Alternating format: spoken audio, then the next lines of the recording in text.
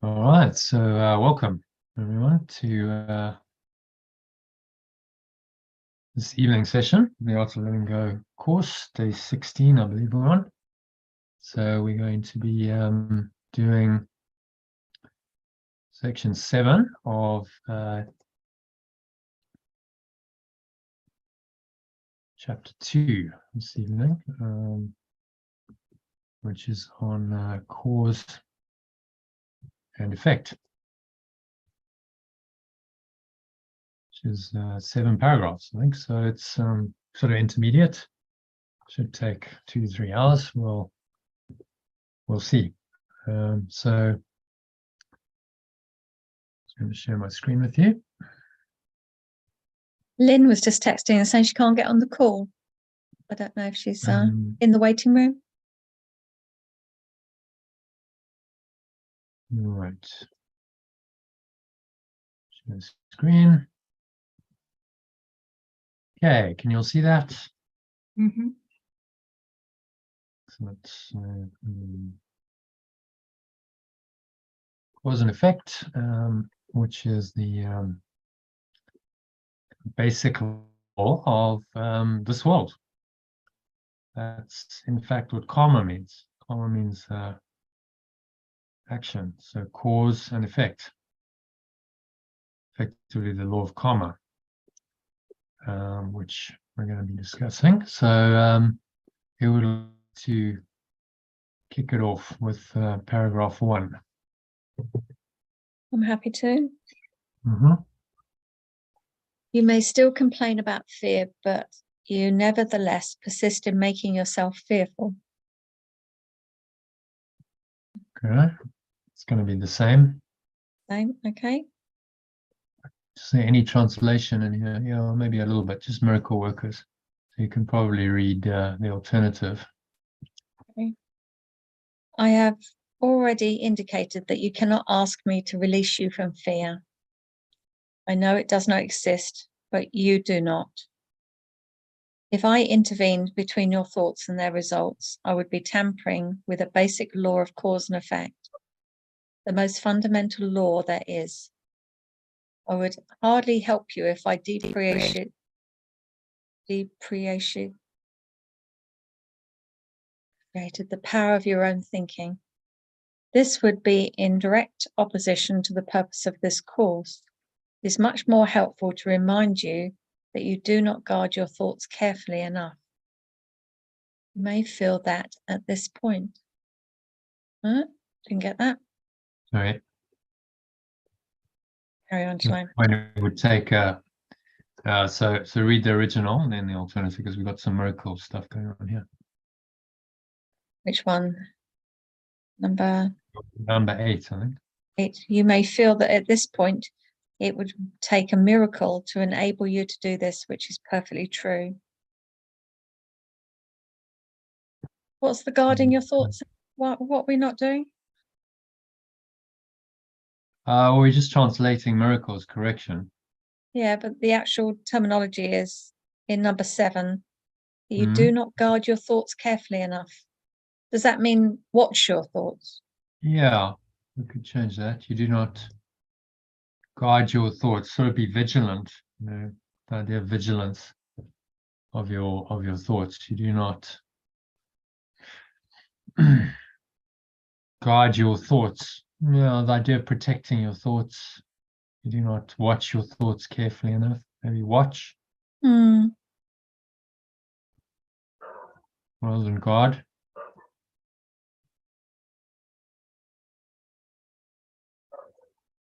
I feel at this point would take a correction to enable you to do this, which is perfectly true. Yeah. Yeah, all right. You're not used to correction-minded thinking, but you can be trained to think that way. All correction makers need that kind of training. Okay. So should we unpack it? What's he saying here? So we complain about fear, but we still choose thoughts that make us feel fearful. That it's us creating it.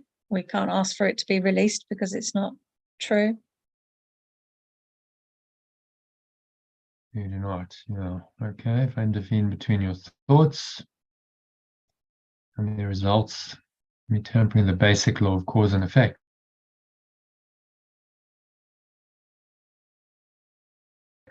So like the fundamental law. There is also an interesting statement, the most fundamental law there is. Because actually the most fundamental law is beyond that, isn't it? The most fundamental law is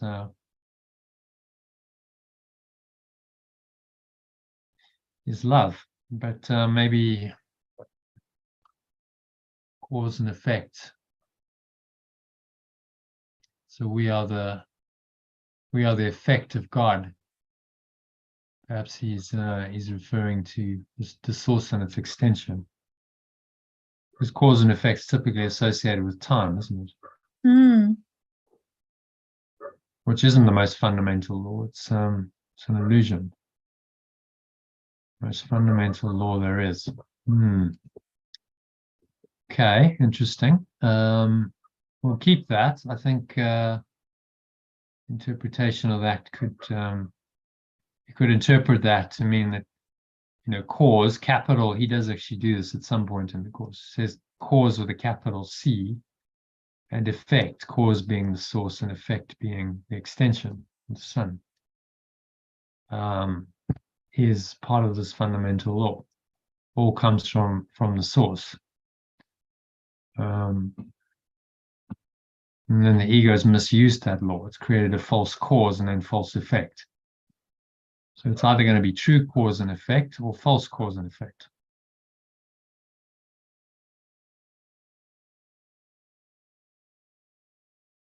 I can kind of live with that interpretation. That sort of works. Okay.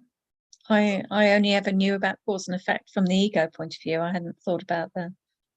Yeah, well, he does talk about it some point in the course. Cause, capital C, and effect, capital E. Cause and effect of God. And I guess that's what he's, you know, most fundamental law there is. So it's either going to be used by the spirit or the ego. Cause and effect is the unity of creation, so you would call it, and cause with a small c and effect is of the ego. But either way, the mind looks for cause. You know, there's a cause and then there's effect. Oh, there's Lynn. Okay, so we're going to summarize this. What would we say? Something about I should not complain. We're going to personalize. I should not complain about fear when I persist in making myself fearful. Could say something like that.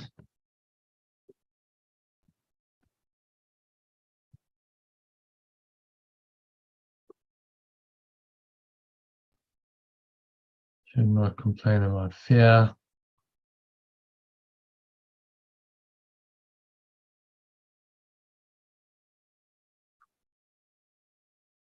When I persist in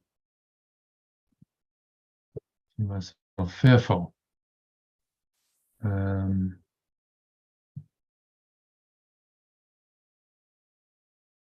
then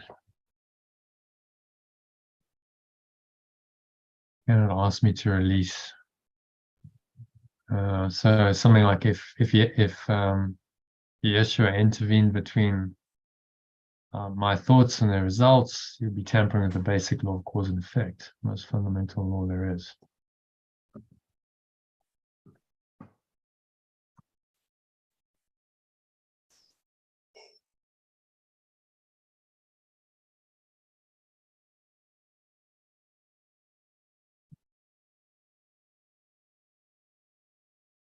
Thoughts and their results.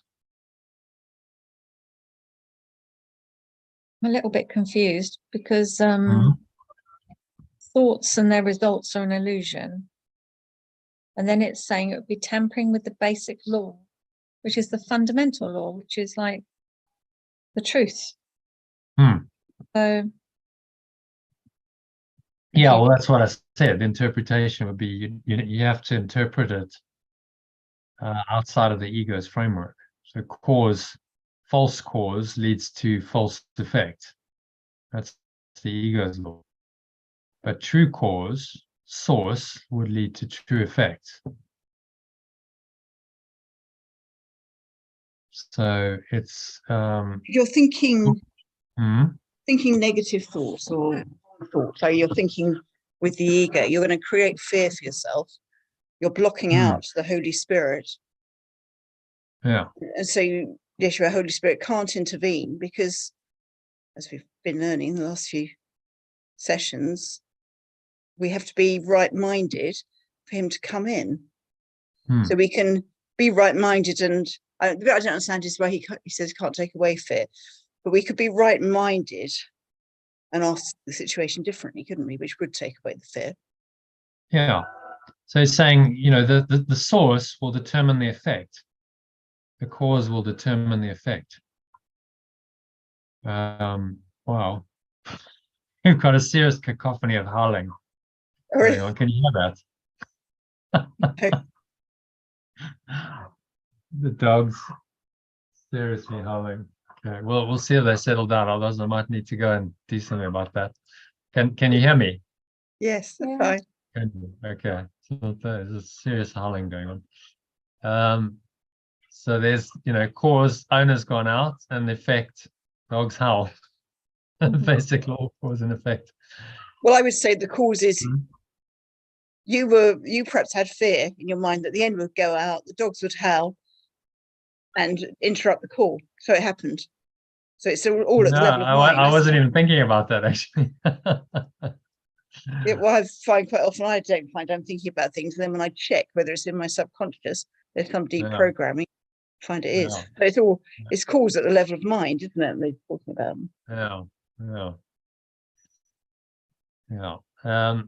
So I think that's what he's referring to.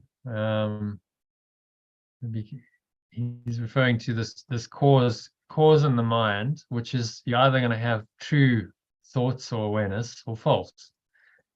And then that's going to have an effect.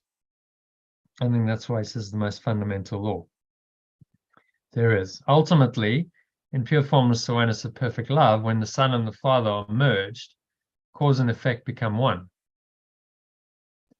So I guess ultimately the cause and effect is still dualistic, but it would collapse. Maybe we should say the most fundamental law there is, while you seem to be living in this world.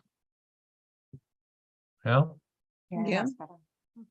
Isn't that kind of clarifies it? You know, that's the fundamental law, certainly of this world. I mean, it's basically talking about the happy dream, isn't it? So if your thoughts are right, you create a happy dream. But if you're living in fear, you're going to create a chaos. Yeah, exactly.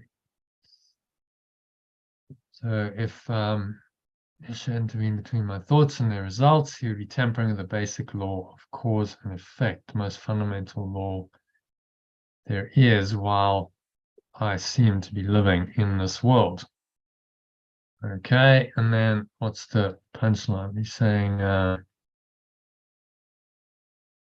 much more helpful to remind you that you do not watch your thoughts carefully enough. So I need to watch my thoughts. Pay attention. Yeah, maybe. I quite like watching thoughts. Well, we've talked about just observing things, haven't we? Watching thoughts go by. But we don't want to be watching them. We want to be paying attention to what we're thinking, so we're not thinking wrong, unhelpful thoughts that are going to miscreate. Yeah, he actually uses guard your thoughts as in his original. We thought we'd change it to watch, but vigilance is quite a good word. You're not vigilant enough of your thoughts. Yeah, that's good. So maybe we could say that I need to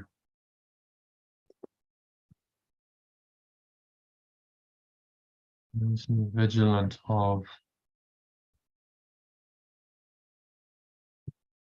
my thoughts.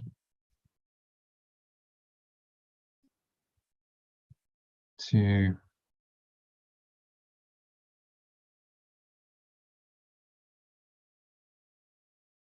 trying to think that way. All correction makers need that kind of training. I need to be vigilant of my thoughts. So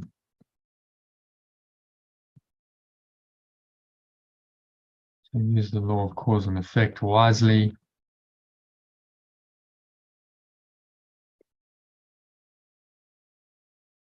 And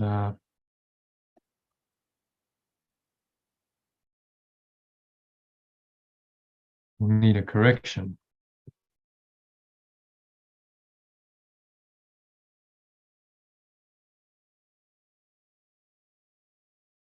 To help me to do so. Which is why I need mind training.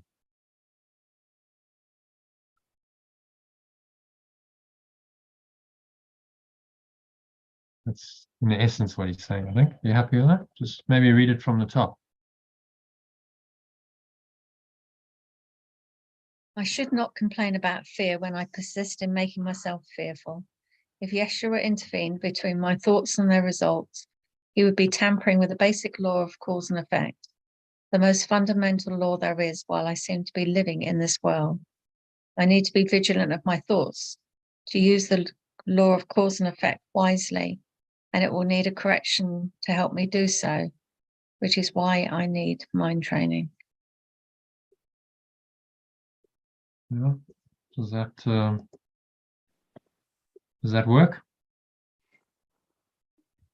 Changes of perception, maybe. What did you want to include? I was just thinking, I don't know, it will need corrections. Maybe it will need changes of perception. I know it's been generally using corrections, but No. doesn't feel quite right to me. Need corrections. I will need to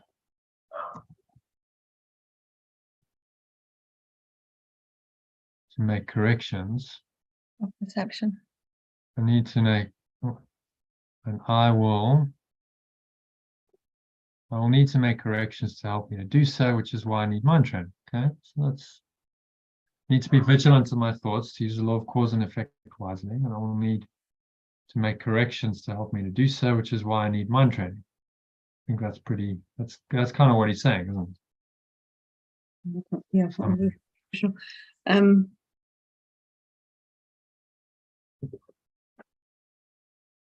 Happy with that? Yeah, so Okay, so number 2.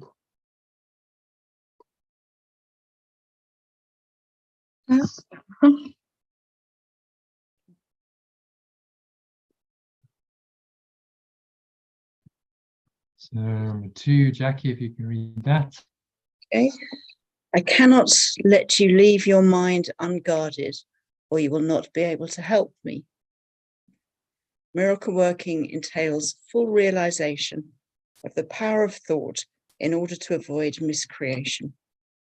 Otherwise, I cannot let you leave your mind unguarded, or you will not be able to help me. Correction working entails a full realization of the power of thought in order to avoid miscreation. Okay, we'll make that correction making.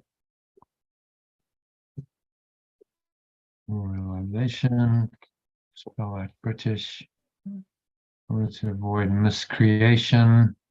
It's difficult to translate that as misextension, so I think we leave miscreation. It means is guarding in terms of what you're thinking.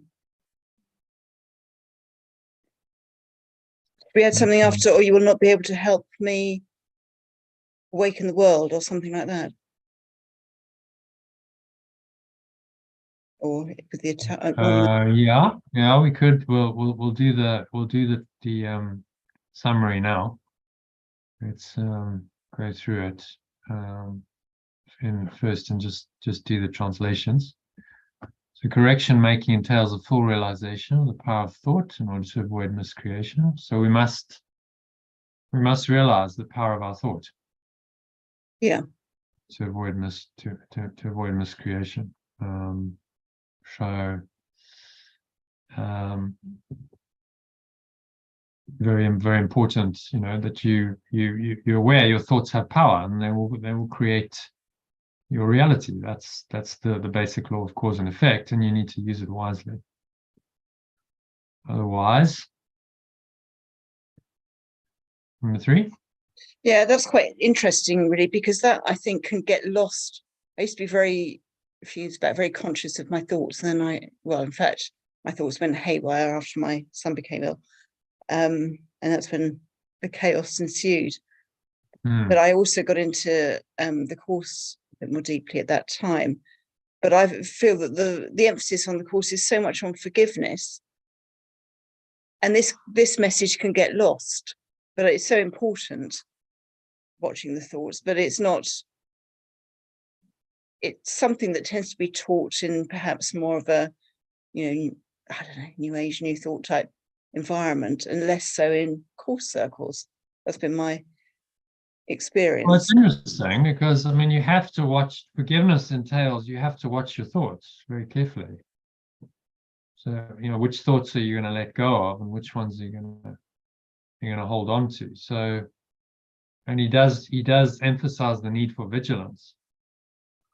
You must be vigilant of your thoughts, because the ones that are coming from the ego you must be become aware of those in order to let them go. So, I think there's a very strong emphasis on vigilance.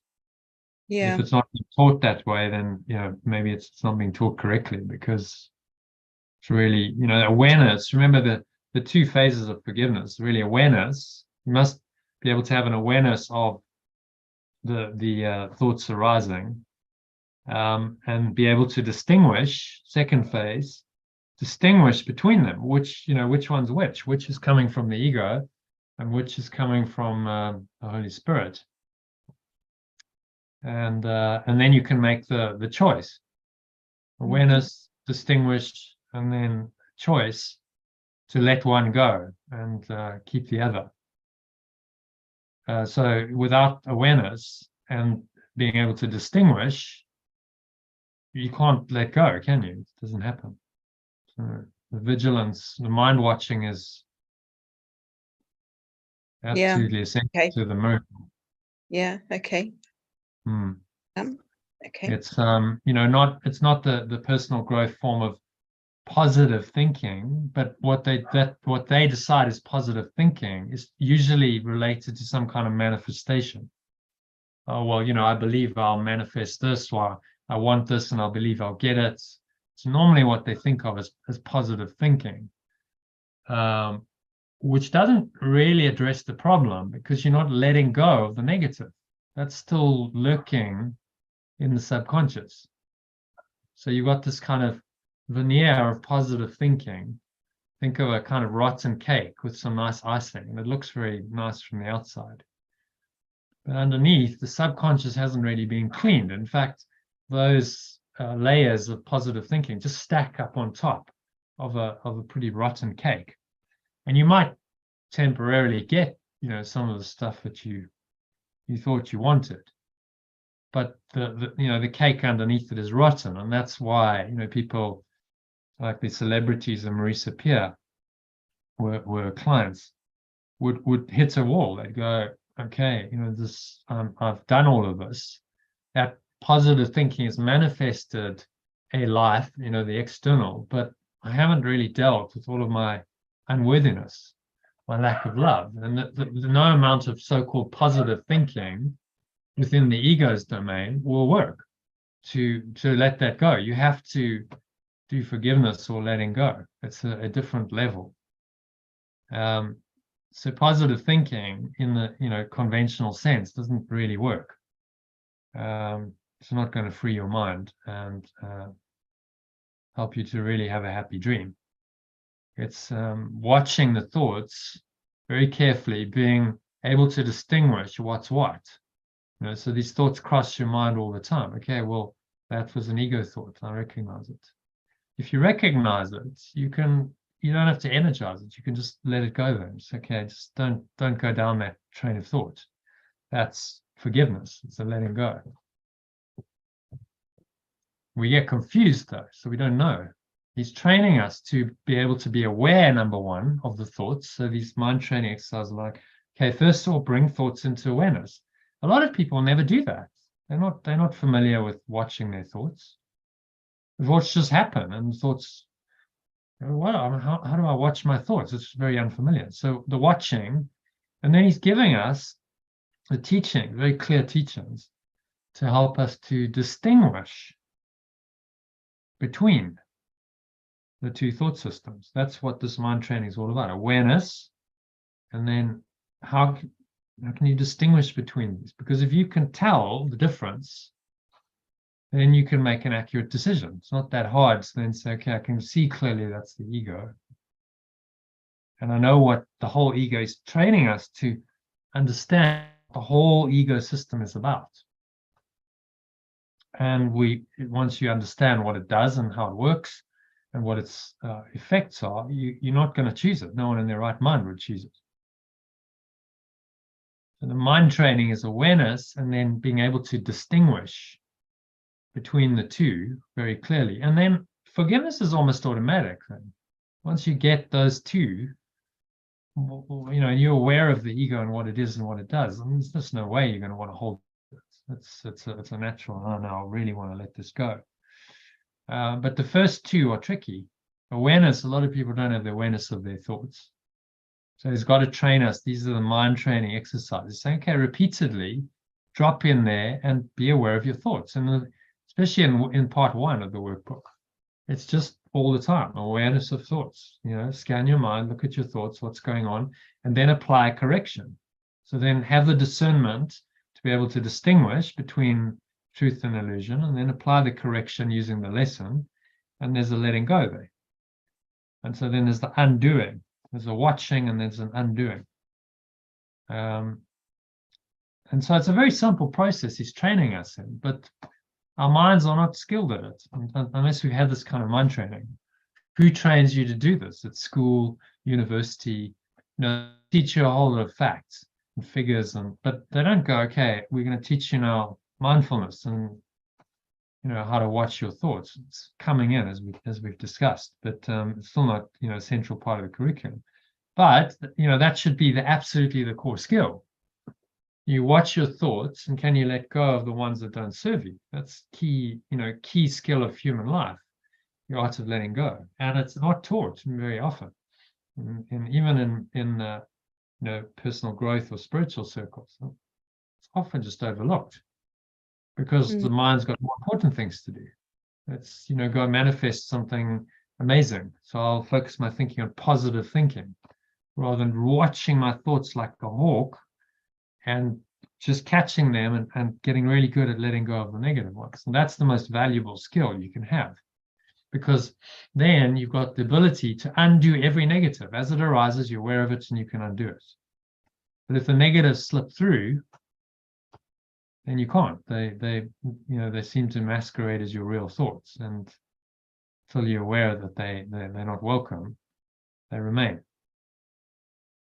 So I'd say, to maybe in some course circles, mind watching isn't really taught, but it should be. It's absolutely critical to the proper forgiveness process.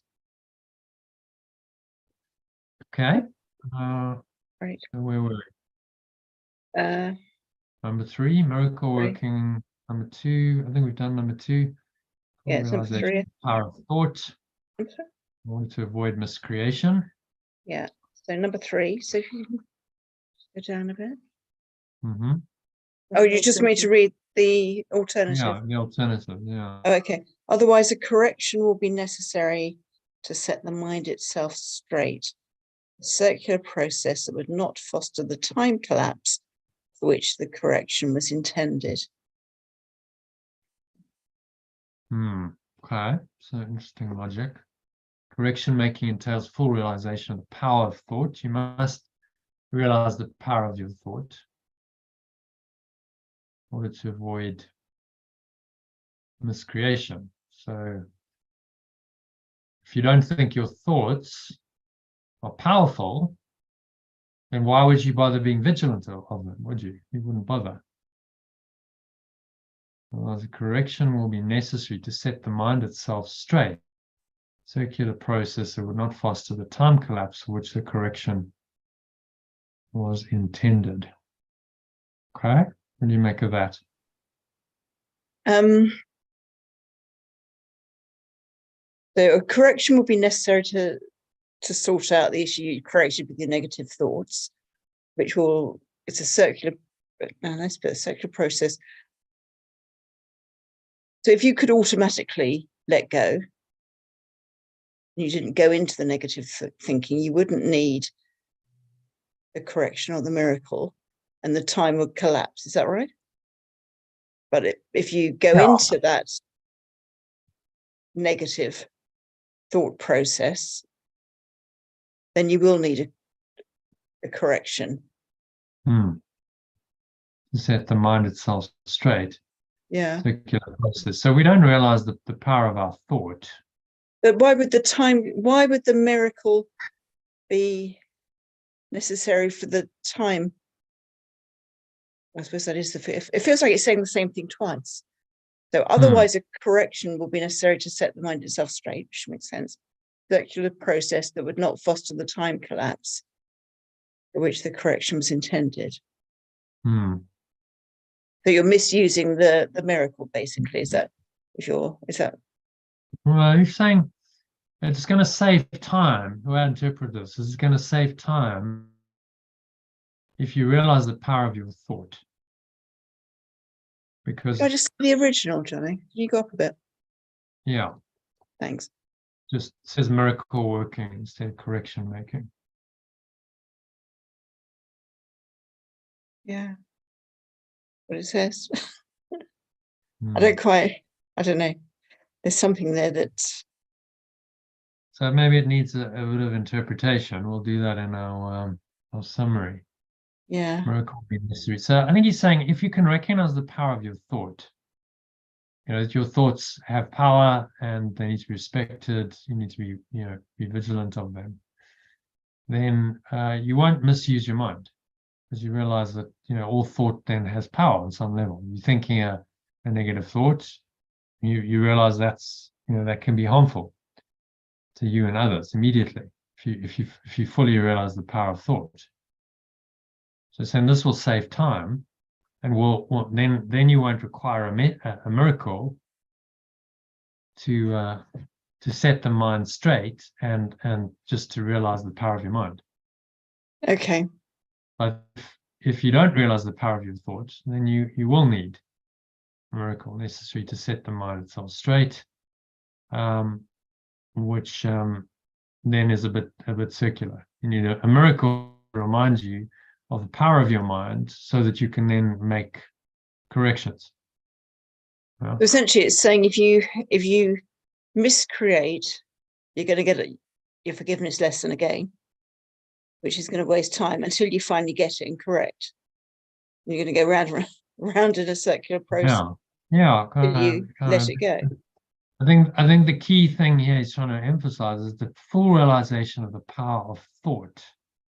So if you fully realize the power of your thought, then you wouldn't miscreate, because you would just you would recognize that your thoughts have both destructive and positive potential, and you really need to be vigilant of them.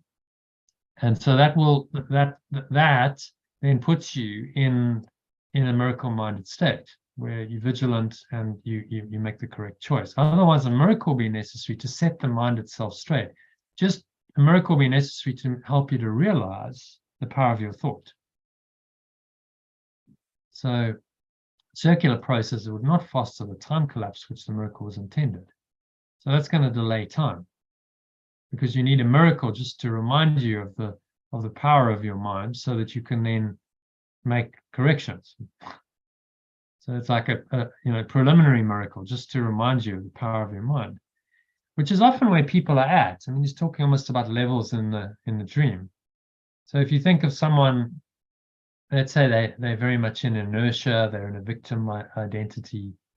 They call that tamas in Eastern tradition, tamas, rajas, and sattva, they often need to go on a path of some kind of rajastic action. They need to go, okay, I need to start realizing that if I change my mind, it changes my reality. So they might need to go on like a personal growth type. Okay, I can actually make some conscious changes, can make choices, and that changes my reality.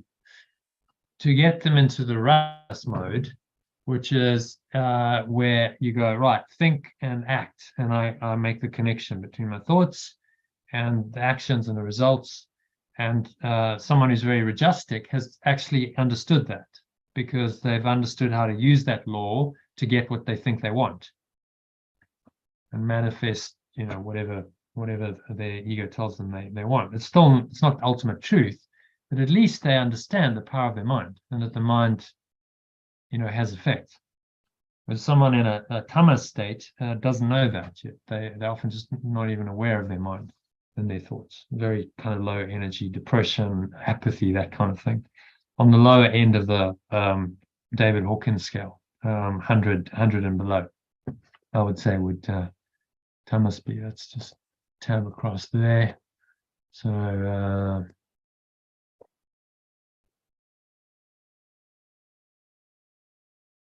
where is it? There we go. So you got tamas. Tamas would be really past oriented, below level of 100, I think would probably be tamas. So quite negative, rooted in the past, and not really aware. If someone's apathetic or grief-stricken or guilty, they're not really aware of the power of their thoughts, are they? Otherwise they wouldn't be thinking those kinds of thoughts. They haven't got the power to change those. Those thoughts just seem to have possessed them and overrun them. So they need a miracle just to get out of that state into another state where they're starting to realize the power of their thoughts, which then kind of upgrades their mind. So let's say they go on some kind of personal growth path. They read a book that says, what the mind of man can conceive and believe it can achieve. You can visualize some stuff and you can manifest it. And so they start upgrading themselves. They're moving out of past orientation to future orientation. So they might still have quite a bit of fear, but there's a desire that's common with any kind of aspirational path. There's desire. They're stretching. They're desiring something. So their focus becomes more on the future than the past. Fear and desire, future oriented. They might still have a little bit of anger, frustration if they don't achieve it. Thing I find hard to understand, John, is when people seem to have both going on.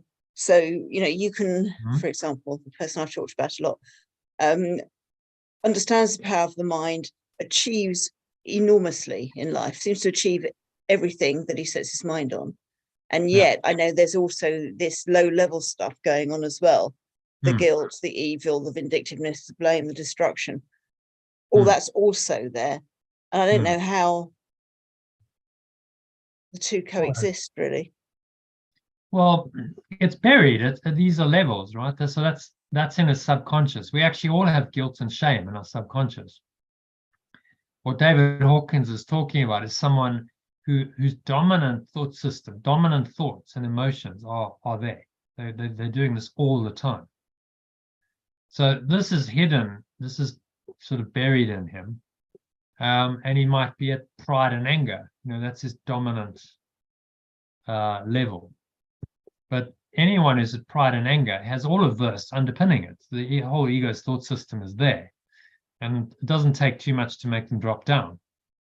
I mean, you look at someone who's very proud, well, they'll get angry quickly, won't they? If they don't get what they want, you'll see them get angry and frustrated very easily. You can also put him at reason with, understanding, abstract thinking, meaningful stuff going on. It's just a complete mix. So I mean, it's a spectrum. He might have aspects of that, but he hasn't fully integrated to that level. So there's all this other stuff going on. Where's his dominant thought system? Where's his dominant level? That's what this is trying to describe. Where does he spend most of his time? Where does he gravitate back towards? Depends whether he's dealing with me or everybody else. Mhm. Depends who he's dealing with, I think. I mean, you know, I see the low level stuff because I'm inconvenient to him. But others see the much higher level stuff because they're not in his way. So, I suppose it depends on the situation. Yeah, but is it genuine? How can it be genuine if he's, this is just below love. So if he's indulging in all this kind of anger and fear and attack thoughts and so on, and it would indicate that, he might fake it. He talks the language, but true reason, he would go, this doesn't make any sense. I've got to change my ways. This kind of way of operating doesn't make any sense. So there's there's the Luciferic type person who can fake it. They can seem to do it.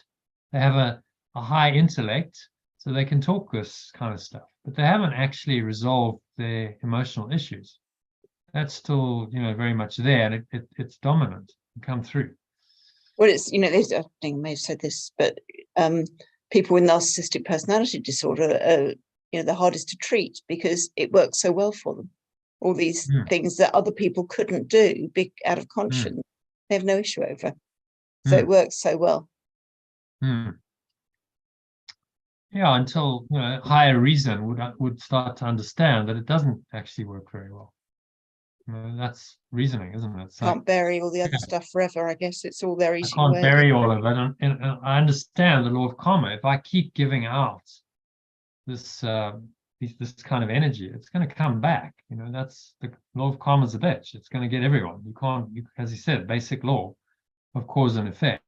If you will get back what you put out, and higher level reason understands that. Says, well, this isn't intelligent. If I'm giving out anger and negativity, and I think this is a good strategy, it's not in the long term. Maybe short term it might seem to work, but the law of karma can't be tricked. You can't get past that. It doesn't matter who you are, how much money you accumulate, how much power. The law of karma is there, and it applies. Basic law, as he says, fundamental law. So at high level reason, you'd understand that, and you go, okay, well, there isn't really none of this makes any sense. So I'm willing to drop it and just go into these higher levels, and I don't need the low levels. The low levels are let go of and undone. So he's not faking it. I mean, he might, because he's got an intellect, he certainly would have the potential for this, but he would have to consciously choose to let go of this. You can't go into the higher reaches with this stuff still dominant in your thought system. So I mean, it's a scale. There's many levels in people, and people can bounce around, and you can drop down and you can go up, but I guess the consideration is, where am I in default? Where's my kind of base state? What's the dominant pattern of thought and emotion? And then you'll calibrate there, wherever that happens to be. With temporary, you might go down, you might go up a bit from that. But ideally, you want to be pushing yourself up, limiting the downside very quickly, saying, no, I'm going to watch my thoughts. If fear comes in, if grief comes in, these kinds of emotions, I'm aware of them, and I realize what they are, and I realize it's not helpful, but I need to let go of these. And by the letting go, you then reestablish yourself at a high level, above the level of 200. So as I was saying, this is tamas, bottom here. Then rajas would be between 100 and 200. And then you start breaking through into sattva, would be 200 and above, which is knowledge. You could argue that maybe rajas could extend to 310, inspiring optimism, because that's quite doing oriented. Often, these are people like entrepreneurs and people who make stuff happen. and are very optimistic, but they would be not motivated by the ego. They're more inspired, starting to tap into inspiration rather than just ego motivation. So I would argue that's part of sattva knowledge. There's the spirit's coming through, guiding, and then once you get into forgiveness and higher level understanding, love, joy, it's definitely all sattvic stuff. So those sort of that's another developmental model: tamas, rajas, and sattva, and then moksha at the top. Moksha would be the bliss, where you just bliss out in your beingness. And the point of this is that sometimes we need to recognize the power of our minds, upgrading from here to here, and that's a process. In order to recognize the power of our thought, something like personal growth, the law of attraction, that might be quite helpful for a while. That might be part of the correction process. Okay, I'm recognizing the power of my thinking, which would then prepare me for being vigilant of my thoughts in another way. I mean, I think about my own path, I did a lot of mind training. It wasn't just watching my thoughts, but I was aware of my thoughts because I was consciously directing them. So a lot of positive affirmations and visualization and that kind of stuff. And that was preparation for the next phase, which was just watching the thoughts and becoming aware of which thoughts were true and which weren't, and being able to distinguish clearly and then let them go. If I hadn't done that early foundational mind training, I think I wouldn't have been ready for A Course in Miracles. Mm-hmm. Yeah, I agree. Kind of what he's saying here, we go back here, is that there's a development, a full realization of the power of thought in order to avoid miscreation. Well, it can take people quite a while to get to that, just to realize the power of your thinking. Yeah. And if you don't realize that, then a miracle or a correction will be necessary to set the mind itself straight. In other words, to tell you what the power of your mind is. A circular process that would not foster the time collapse which the miracle was intended. So this is if you're not aware of the power of your mind, it's going to hamper you. The miracle can't work in the same way. And you're not going to collapse time. So you might need temporarily. The miracle could be come when you start playing around with, say, conscious manifestation, visualization, and you get a few miracles that show you, okay, well, I thought something, I intended something, and then it manifested.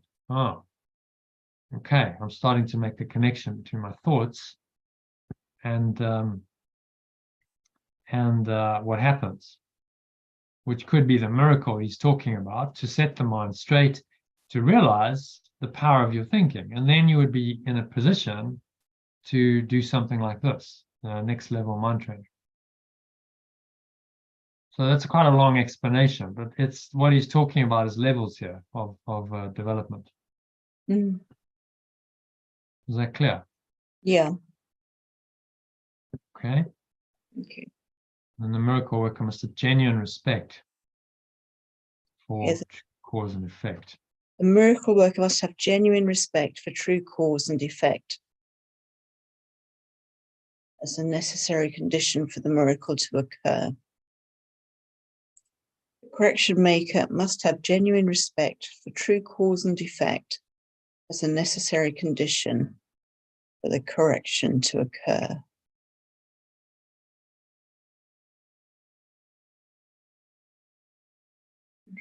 Okay. Genuine respect. Correction to occur. So you must recognize that your thoughts are causative. And there's this connection between cause and effect, which is a necessary condition for the correction to occur. Otherwise, you won't have respect for your thoughts. You'll think, well, I can think anything and it doesn't really matter. And why bother making corrections if I don't acknowledge the power of my thoughts? Yeah. So I think we have to be ready. For people generally only come to the course after many other things. Have you noticed that? They don't just come straight into it. It's not their first dive into the spiritual world. It's often after many years of doing some other stuff, and then they come to it because their mind has kind of been corrected to a point where they're ready to accept what he's saying. And aware of their thoughts. You're aware, okay, my thinking actually does have an effect. It does have power. I have a respect for that. If you don't, this course is going to be beyond you. You're not going to get it. You're not going to be able to do it. So you almost need to, it's horses for courses. I think that people who are not quite there, the personal growth path could be very helpful for them. I'm not dissing. I think it's useful to a point. It can take you through from tamas to rajas, and that's really, if you think developmentally and in terms of this developmental system, and there's many, but they're all sort of similar. It starts at the lower levels and then progresses. So the personal growth industry exists because there's a lot of people at these lower levels and they want to be upgraded, and it gives them a solution. It gives them a lift up. It'll, if you do that kind of work, at the very least, you're going to be going to desire. You're above grief or apathy, or so it's an upgrade, and you would feel a little bit better. You have a higher energy state. So there's a shift. You're moving out of tamas into more rajas. You're moving out of inertia into, yes, I can create my reality. It's still very desiring, so it's not ultimate truth, but it's a step in the right direction. And then at some point, if they do this for sometimes many years, they kind of hit a wall with it, and they go, okay, well, where's this going? I can manifest, and I might have been quite successful at it, but I'm still not really happy. So because I haven't really accessed any of these higher levels very much, I don't really know about forgiveness. I might have touched on optimism. I might have had some courage, but as you progress in rajas, it'll start taking you into these upper reaches, won't it? And then you'll be more ready. If you've done this and you've been optimistic and you started to manifest stuff, you're ready for the next step, which would be, forgiveness. He calls it acceptance, forgiveness, some kind of transcendent. So then sattva would definitely be starting from about there. You could argue rajas could go until optimism, but trust isn't really a rajasic thing. Courage, maybe. So it's kind of a mix. Maybe there's a kind of a borderline somewhere here between tamas, between rajas and sattva, and then certainly upwards from there, you're in knowledge. Sattva means knowledge, the knowledge of your true self, and that's the spirit starting to really direct things more and more. So it's a developmental process, and he's saying, well, if you're not there and you don't recognize the power of your mind, you need a miracle or miracles to start recognizing the power of your mind. And those miracles might be things like conscious manifestation. I set an intention and then, stuff happens. It's a correction. It's not it's not the ultimate truth, but it's necessary. And then that will take you on your path, and then maybe in time you'll be ready for the next step. So, anything that's positive, anything that's upgrading people in this, you've got to say, well, I'm in favor, even if it's not ultimate truth. It's just, you got to recognize that it's a developmental stage, and there comes a point when it doesn't serve you anymore, and then you've got to recognize that and be willing to let it go. Like I came to a point where I'd done this, for 20 years almost, and I just recognized, okay, I've got to, I need something else. It's not working for me anymore. And I think we all do, and that's when you're then ready for sattva and this kind of more spiritual teaching. Okay. I'm interested, sorry, just going back to that scale. So the course talks about revelation, but then he's got 2 levels above that, transfiguration and illumination. But the course doesn't touch on those, does it? Well, there's a different system. This is David Hawkins' system, and he's used some different language. Okay. Revelation. In course language, revelation is the top of the tree. It doesn't get higher than that. If you're in revelation, you're out of time and space. So Right. you're at the top of 1,000. Okay.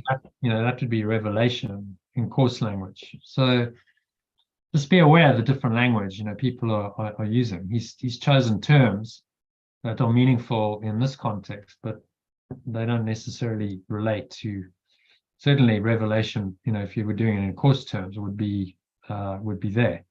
And consciousness, pure consciousness, well, you wouldn't call it consciousness, you call it pure awareness, pure formless awareness. Yeah. Okay. So the terminology, it's a different teaching. I think he was aware that David Hawkins was aware of Course in Miracles. I think he'd studied it. You studied it, yeah. But he used his own terminology. Okay. For So he whatever puts, reason. I mean, of course, the course would put love at the top of the tree, presumably, or maybe enlightenment, but he's put joy and peace above love. Interesting. Oh, Isn't it? interesting. Again, indicative, supposedly because he tested it on the he muscle tested it, and that's what came out of the muscle testing. But I mean, if you put number, and you can't really quantify this stuff, can you? It's 600. It's a log scale of 10 to the power of 600. What does that even mean? It's indicative. I understand what he's trying to do. He's tried to make some kind of scale for the linear rational mind that can understand this. But it's like the two systems don't really meet, actually. You're talking about miracles. There's no order of difficulty in miracles.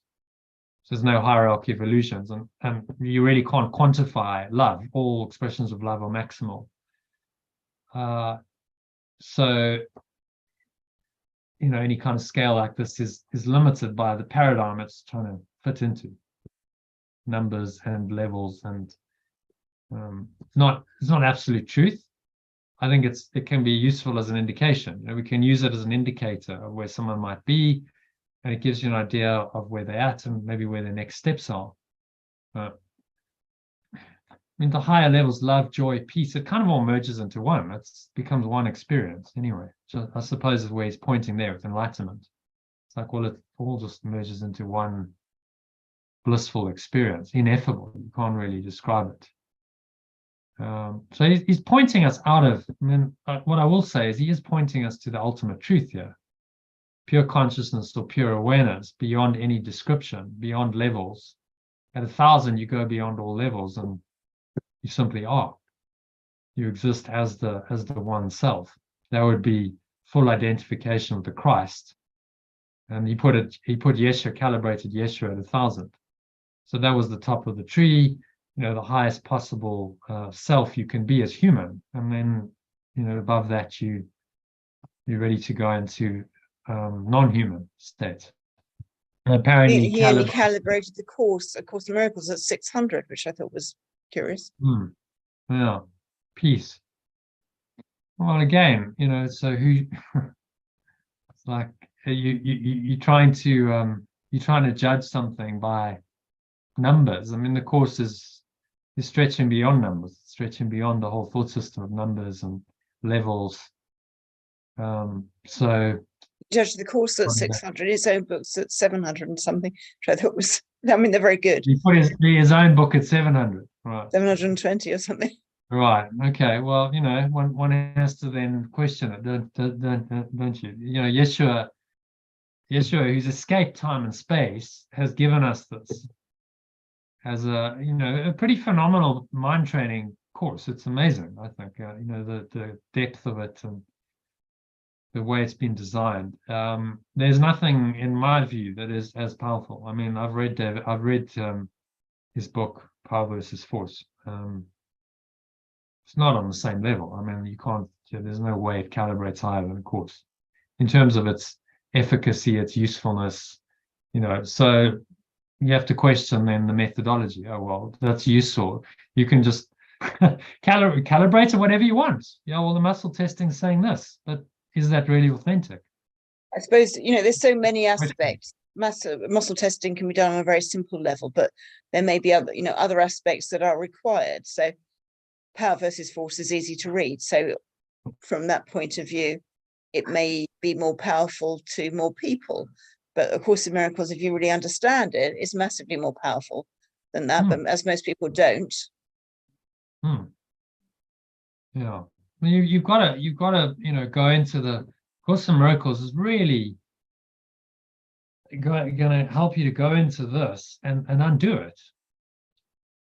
So a book like Power versus Force, interesting. It's got some good concepts, tells you about the levels. You get an idea of the kind of the map, the road back home. Okay, but does it give you the way out? No, it doesn't give you the way out. It doesn't tell you how to collapse all this stuff and let it all go. And very few teachings do. They'll give you the roadmap. They'll talk the concepts. But how do you actually undo the ego? That's the question.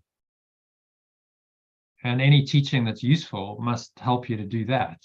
And the course directly addresses the ego pretty much in every lesson, every text reading. He's telling you, how to perceive it correctly and how to let it go.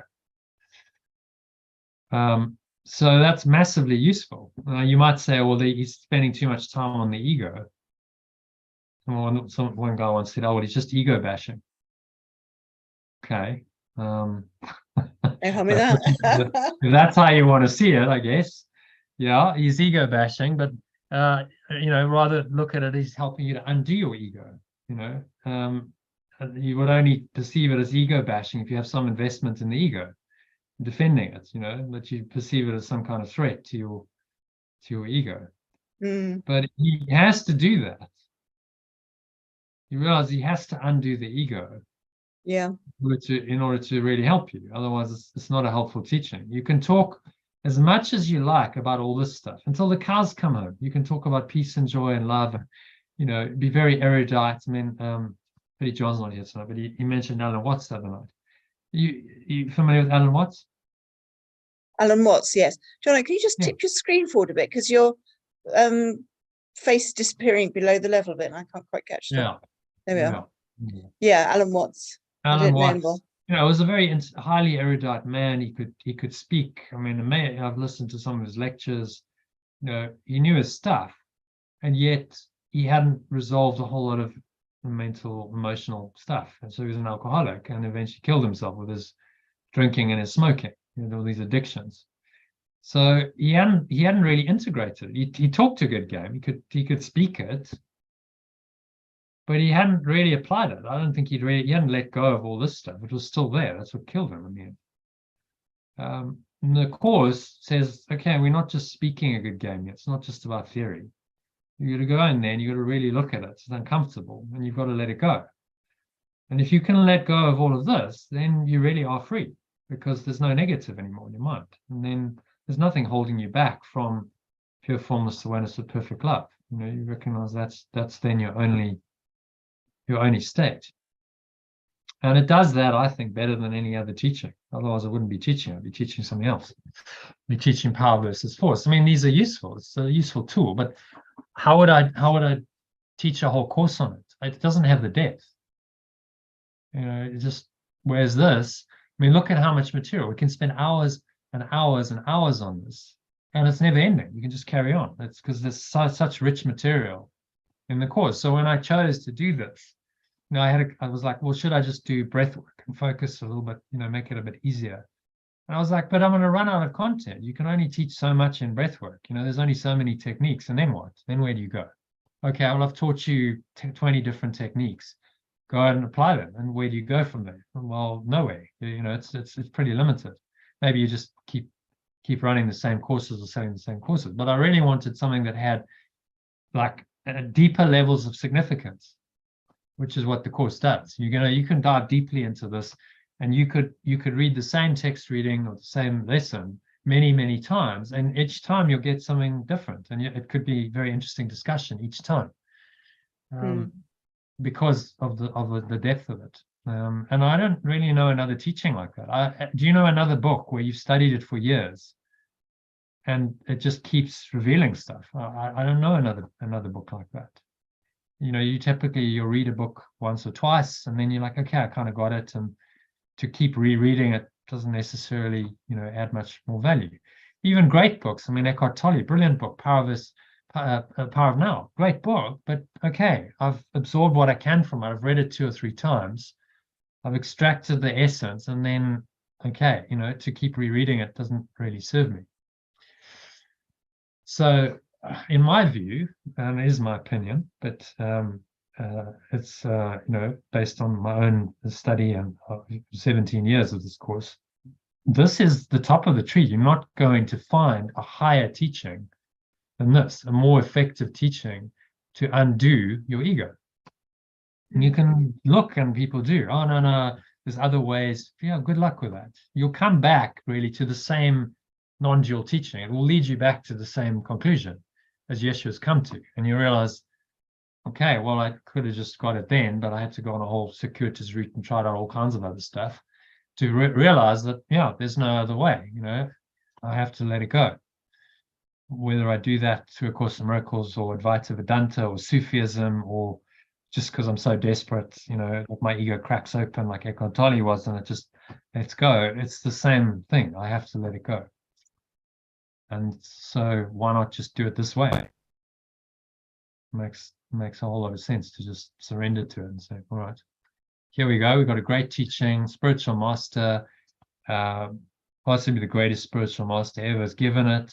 He has escaped from the matrix, and he's given us a very, very detailed, specific mind training course. What more do I want? Let me just learn it. And then, someone like me comes along and says, okay, well, I'll make it easier for you just by giving you a whole lot of tools and resources. Oh, okay. Do you want your computer? A very good position, really, I'd say, to undo the ego finally. Never been a better position in any of your lives to do it, given you've got this teaching, you've got all the technology to help you and support you. So, just do it. Just, get your head down, get the bit between your teeth and go, okay, this is it. I'm here. I'm in this. I'm going to immerse myself in this. This is my way out. And I'm going to do this for the rest of my life. This is the way I'm going to live. Well, that's the choice I've made. And I think most people here probably have, because you're like, well, what other way am I going to live my life? Yeah, nothing else. There isn't really any alternative that's going to work. You might have tried, we've all tried stuff and it hasn't worked. So, okay, letting go seems to be the only way. That will bring me any kind of peace or happiness. I'm able to cope with this crazy place and lead some kind of, functional life. How else am I going to do it? And Yeshua's saying, well, there isn't another way. I'm telling you, saving you time, there is not another way. This is the way. I'm giving it to you straight, which is quite helpful. So I like his directness. He's not beating around the bush. He's not leading us down the garden path. He's just telling us straight, look, save yourself a lot of time. Listen to me, because I've been there and I've done it. And I've done all this exploration and I figured this out and it worked and I got out. So, follow my way. I'm the way, the truth, and life. The only way to the Father is through me means I'm a way shower. I got out. I'll show you the way if you follow me. But then you must follow directions. You can't go, I'm following him, and then I've got my own ideas and interpretations, and which a lot of people will still do. They read the course and they say, and they twist it, and they little tweaks and turns and twist it, and then the message gets distorted. Okay, so let me summarize all of that. Cannot leave your mind unguarded.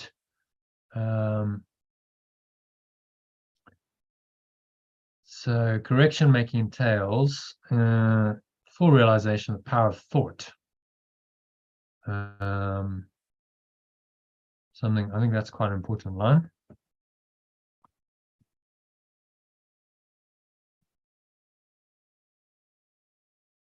Yeah, to make corrections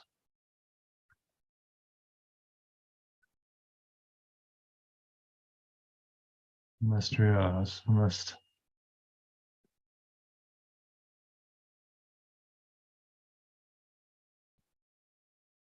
fully realize power of thought in order to avoid miscreation.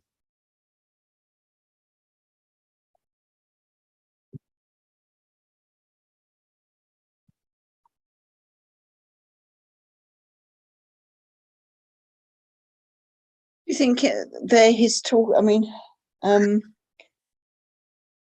corrections just doesn't sound as powerful to me as miracles.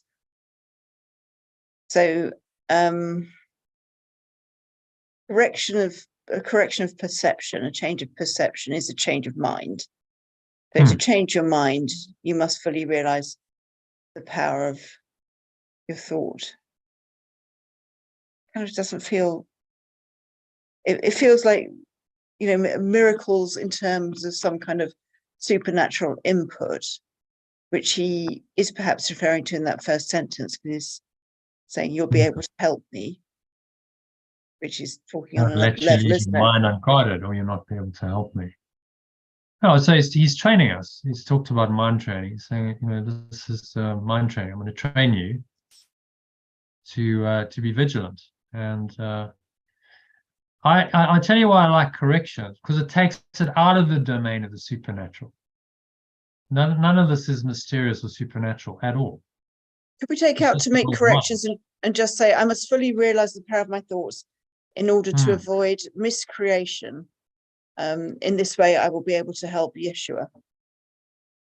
That seems to be quite significant. There's a role to play that is beyond beyond our little lives, really, is what he's saying. Avoid miscreation, and then we're going to say something about otherwise. Must fully realize the power of my thoughts in order to avoid miscreation. And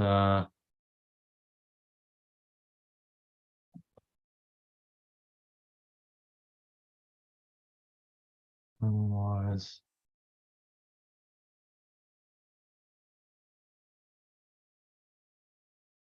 we'll need a correction to realize this power,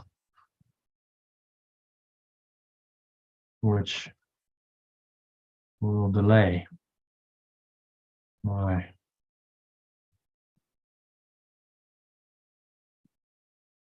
progress. And that's kind of what he's saying, really, isn't it? I mean, unless you can think of a better way to say that. So this is quite complicated. I think we need to simplify it. We need a correction to realize this power. And if I need that correction, it will delay my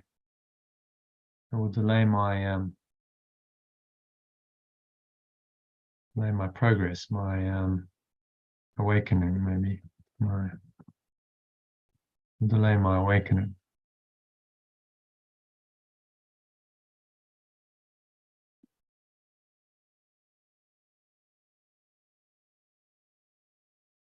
Fully realize the power of my thoughts.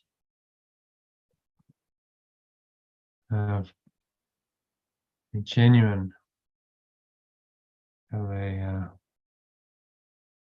deep respect for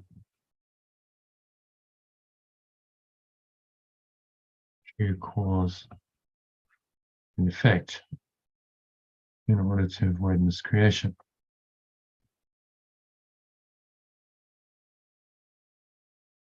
Actually, maybe, and a deep respect for true cause and effect, and take out in those last few words. Otherwise, I will miscreate, and need a correction. All right. I don't know. You need to realize this power, which will delay my awakening.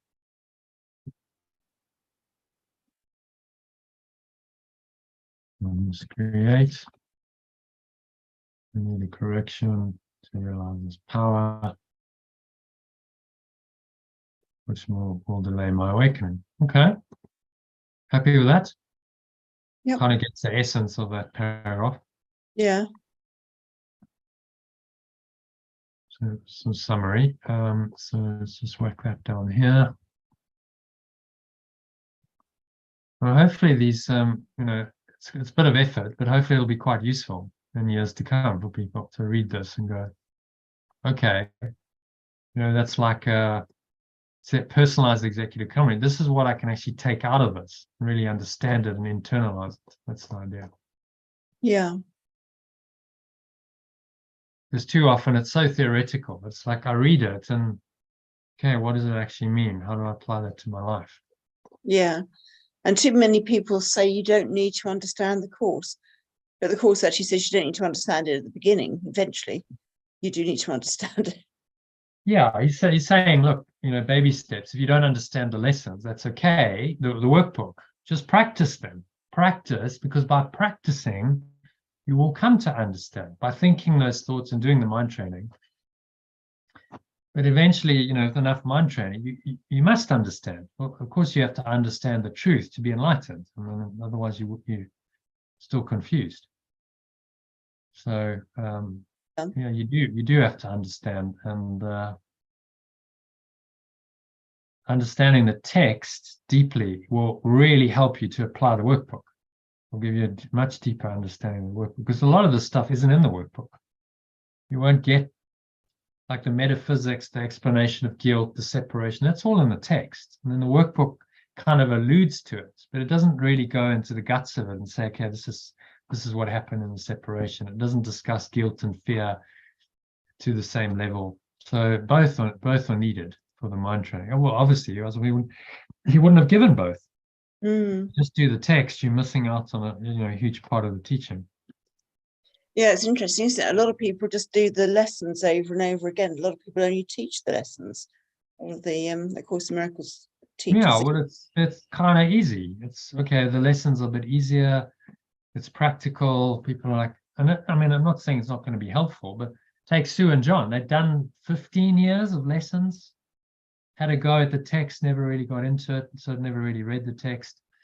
And then they came along to, my course, and they were like, oh, this is a revelation. We're actually starting to really, understand the metaphysics more deeply. And so that helps us to understand the lessons more deeply. And suddenly there's a penetration into the mind, and some of that ego that was hiding there starts to get exposed and undone. So I think there's a lot of value in doing a deep dive into the text. So we're going to do this year, after the course, in the course we're doing both workbook and text, so people get an experience of both. But after that, we're going to focus on the text, because there just isn't enough time. You need 2 sessions a day to do text and workbook properly. So we're going to focus on the text, get the whole thing translated, and then the following year we'll switch the focus to the workbook.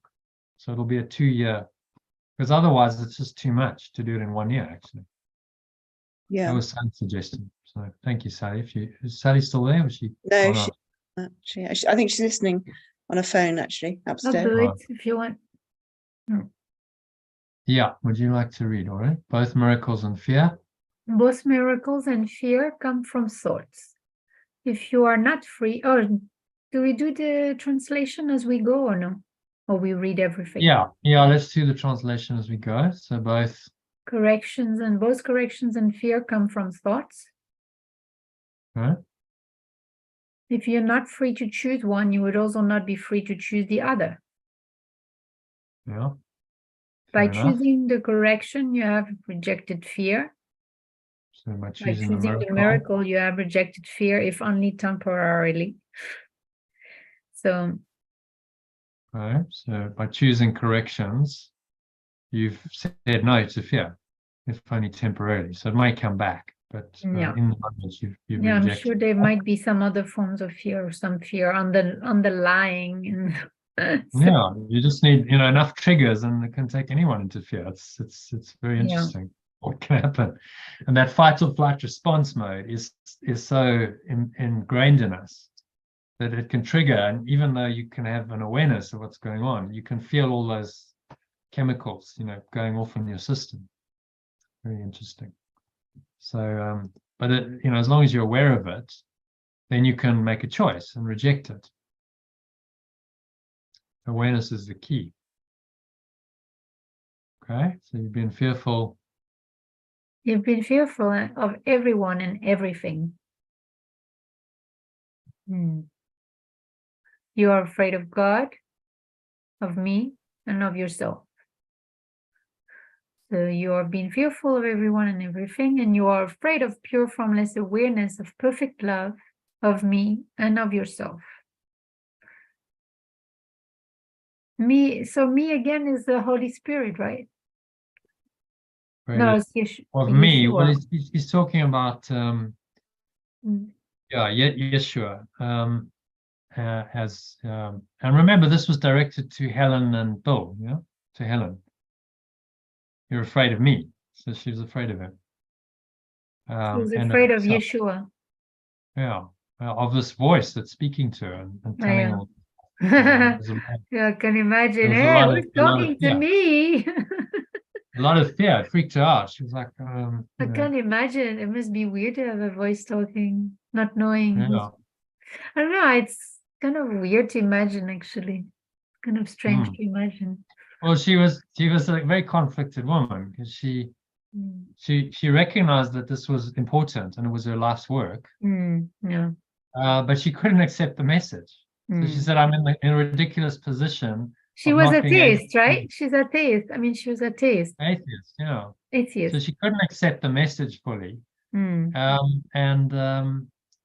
she was in the ridiculous position of not being able to believe or accept her own life's work. But having to be of service to the world in a way, to others. And so she did it, but she never fully embraced the teaching. She didn't live it. Yeah, I know she didn't study really the course. She was just a channel to write it, to have it written. Yeah, and I think she understood it on a level, but apparently she was quite, she was very prickly. She was a very difficult woman. I heard Ken Wapnick talking about, experience with her, and he just said, well, Helen was Helen. She didn't get it, and she didn't want to get it. She didn't want to apply it, and you couldn't really do anything. It was her choice. So he was working with her to do the editing. So he helped her write the book, right, Bill? Well, so she scribed it. How it worked was it came through her. She got this kind of rapid kind of dictation. And she just wrote down what it said in longhand. And then she would take it into the office because they worked together. Yeah. And they would type it. So he would type it while she read it. And so he wrote the manuscript, but it was based on her longhand. So she'd written it, and then he helped her type it and kind of get it into a form where it was ready to be published. And she said he was essential. She wouldn't have been able to do it on her own. So it was kind of she was the scribe, but he was her kind of partner in it, which obviously was by design. Yeshua understood that on her own she wouldn't be able to do it. It'd been too much for her. He needed to also give her the assurance that, okay, you're not going completely crazy. Just there's something here. Let's go with this. And they kind of kept it to themselves. It was their sort of secret for 7 years. They didn't really tell very many people. And only when it was finished did they start putting it out there and talking about it. Interesting. There's a miracle with Judy Scutch, who was one of the original sort of founders and helped to publish it. And Yeshua had said to Bill, I will show you who the person is who's going to help you. And then he was at a lecture and she was speaking. And apparently she quoted in the lecture verbatim from the course. What does that mean, verbatim? Well, just, as though it was a quote, as though she was reading it. Like 1 or 2 sentences she quoted in her talk. But this was before the course was even published. So how's that possible? Well, exactly. It's a miracle. So somehow Yeshua had got into her mind and given her those words to speak in her talk. And then Bill came up to her and he said, where did you get those lines? Because he recognized that there was from the course. And she said, I don't know. I just, it just came to me. I don't really know. It wasn't prepared. I just spoke it. And then he was like, okay, well, this must be the lady that Yeshua was talking about. So then he invited her to come and, look at the manuscript, and they showed it to her. And then she kind of downloaded. She said, "You've been working on this for 7 years, haven't you?" I said, "Yeah, how did you know?" I said, "I don't know, I just got, So it was quite miraculous and she was the one who then started putting it out there, because she was some kind of lecturer. And so she started printing it for her students. Yeah.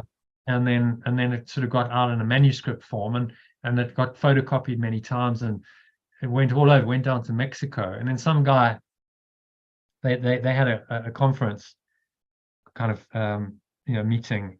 The 4 of them. It was Helen Bull and Judy Scutch and Ken Wapnick. They were like, "Okay, how are we going to publish this?" It seems, and the message was, well, those who publish it, because they tried to publish and been rejected a number of times by various publishers. And then Yeshua gives them the message that those who publish it will make this their life's work. And they were like, "Whoa, that's a bit of a..." And then, of course, she realized that it's us, we've got to make it our life's work. We're going to publish it. And there was that realization, and she told them. And then they were like, "Okay, well, we have to self-publish. We have to find a way to get the money." And then literally, apparently the next day, some guy phones from Mexico, and he says, "I've just, been reading this manuscript. It's amazing. I just happen to have come into some land. I've inherited some land down in Mexico. I'm going to sell it, and I'm going to donate the money to you so that you can publish the book." And that was the next day after their meeting. Miraculously. Miraculous. Wow. And apparently it was exactly the right amount to publish the book in 3 volumes, to get all 3 volumes published.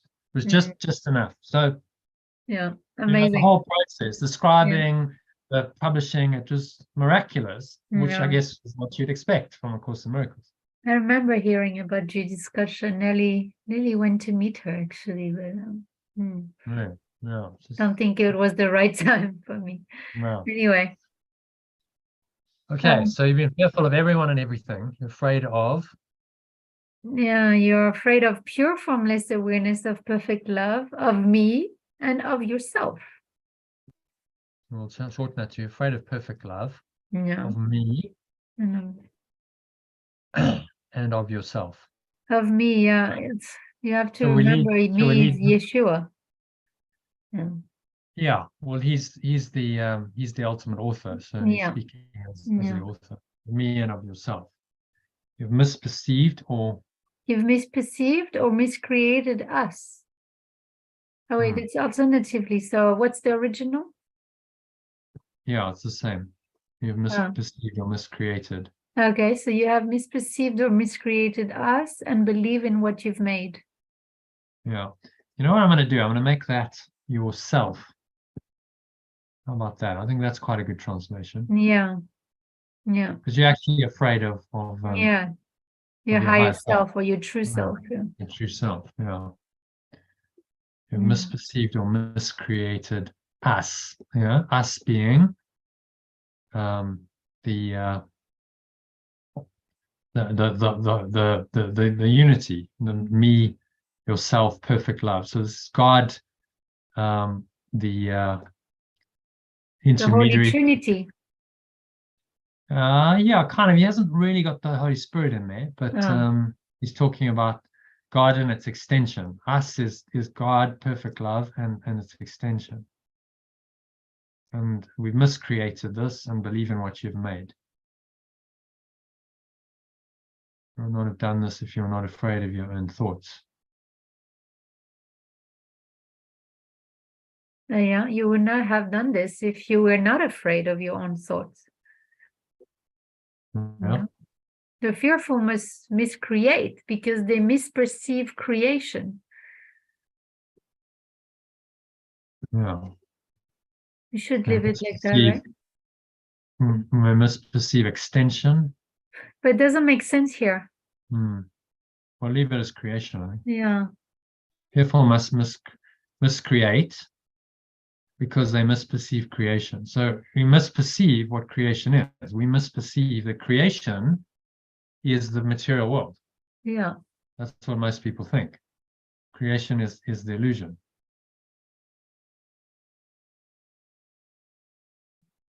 So we falsely identify with it. When you miscreate, you are in pain. Yeah. Yeah, and the cause and effect principle now becomes a real expeditor, though only temporarily. Cause and effect principle now becomes a real expeditor. Expediter, Expediter. Expediter. So to expedite means it facilitates. It kind of quickens things. It's I thought it means to send out or to like. let's see what it will. I thought it means to send out like to people or like if you send mail, for example, you expedite the mail to send it out quicker or to send it out. Speed up. Well, it's happened sooner. It means to make an action or process happen sooner. To make sooner, more quickly, Be accomplished more quickly. So it's speeding things up. You're an expediter. This cause and effect comes an expediter, that only temporarily. Well, that's kind of by definition, because expediting, saving time can only happen in time. And then he says, actually, cause is a term. Cause is a term properly belonging to pure formless awareness of perfect love. And his effect is his extension. Yeah, so this would be cause, God. Cause is a term properly belonging to God, and his effect is his son. Oh, that's the original. So this is what I'm talking about with cause and effect. The basic law, when you talk about cause, capital C, and effect, capital C, is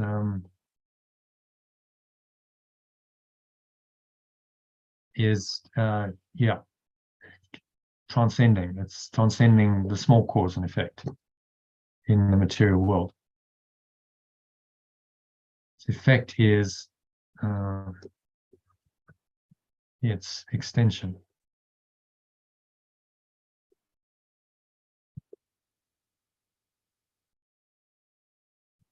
Okay.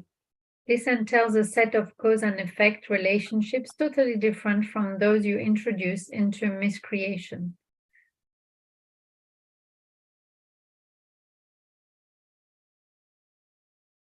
The fundamental conflict in this world then is between creation and miscreation.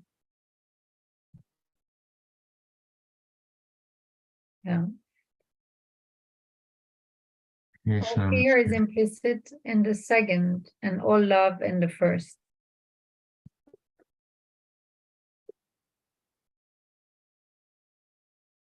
The conflict is therefore one between love and fear.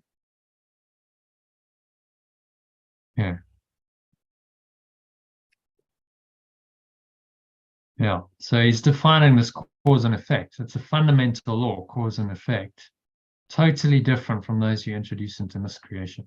Right? So cause and effect in the hands of the ego miscreates. Cause and effect, a capital C and a capital E, lead to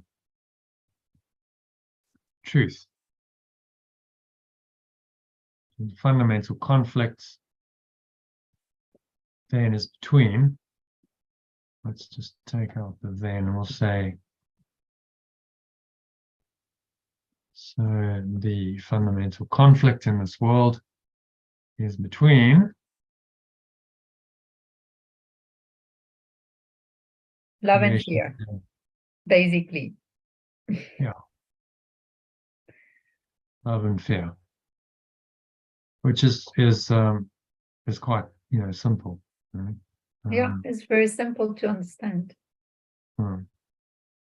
Okay, so can we? It's quite a long paragraph. What's the essence of this? Can we summarize that in a couple of lines?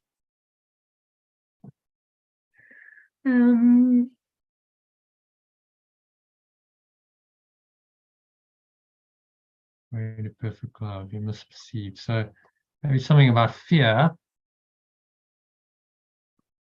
Correcting our fear, something like correcting our fear. When I fear,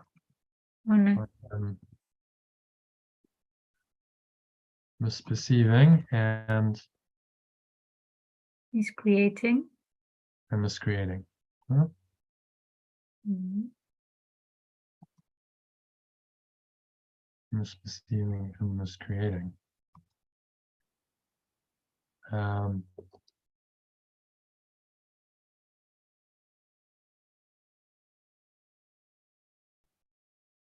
believing in what I've made.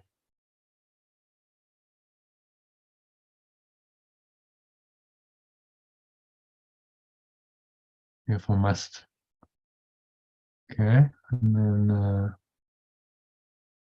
believing in what I've made, which will cause me pain. Okay, so that takes us to there. And the cause and effect principle now becomes a real expediter, though only temporary. We can ignore that. He causes a term properly belonging. So cause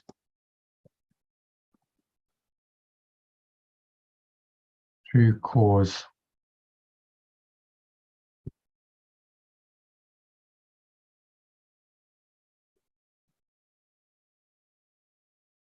Recognizing true cause and effect.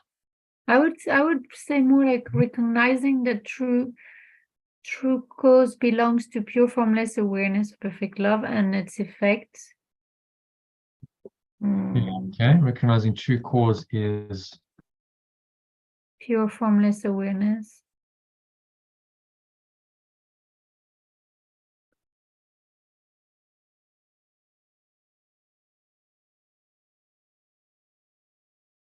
An effect will be fear, and its effect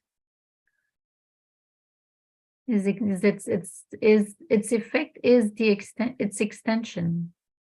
true cause is pure formless awareness of perfect love, and its effect Is its extension. is its effect as myself, because that's the extension of it. It's a real expediter. Will expedite my awakening. How about that? Yeah. Expedite my awakening to just my awakening. That would be. And then says something about the fundamental conflict. Yeah. Creation and miscreation. The main conflict in this world. Fundamental conflict in this world is between creation, as pure perfect love, or which is perfect love. which comes from perfect love, love, and miscreation, creation, which comes from fear. which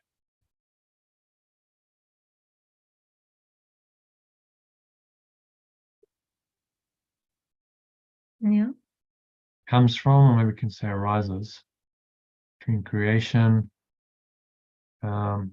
Maybe we can make it, well, this is between creation and miscreation. Between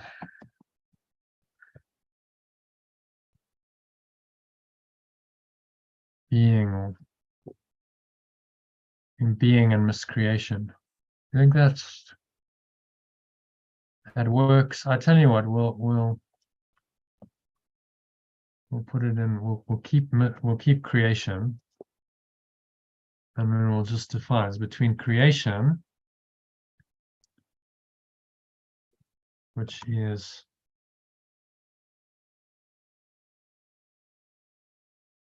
formless awareness of perfect love,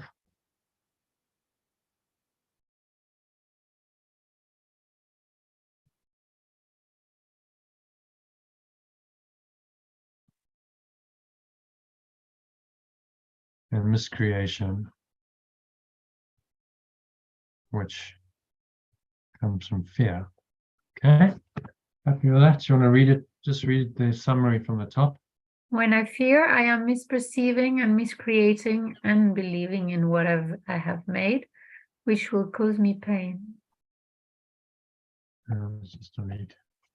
No, that sentence doesn't make sense. When I fear, I am misperceiving, miscreating, and believing in what I have made. Yeah, it does. Yeah. It will cause me pain. Huh? It will cause me pain. No, I am misperceiving, miscreating, and and believing what I've believing made, in- all of which will cause me pain. All this, When I these fear, I things, am misperceiving, miscreating, believing what I've made, and miscreating, that and will, believing which in will what cause I have made. I don't get that sentence actually. okay. What's when I fear, I am misperceiving. Okay, so there's a misperception in any fear. You're miscreating. No, it's Is, you just know, the grammatical structure that I don't get. and believing in what I've made. So when I fear, then I'm doing this, and then when I do this, this will cause me pain. But we can say which will cause me pain. All of this, I'm misperceiving, miscreating, believing in what I've made, which will cause me pain. I mean, we could split it into two sentences, but it's not a particularly long sentence. So you're happy with that? Jackie's good at grammar and stuff. Yes, Does that work, Jackie, your Does that input. work? Sentence. Your input is needed. I'm a great fan of short sentences, which doesn't go down terribly well here, I'm sure. But Well, it's pretty short. That's only one. I mean, one it's pretty line. short. But Mm. you know, it's okay. I think it's okay. But it would be clearer if you put a full stop and then just said, "This will cause me pain." This will cause me pain. Yeah, it would make more sense to me.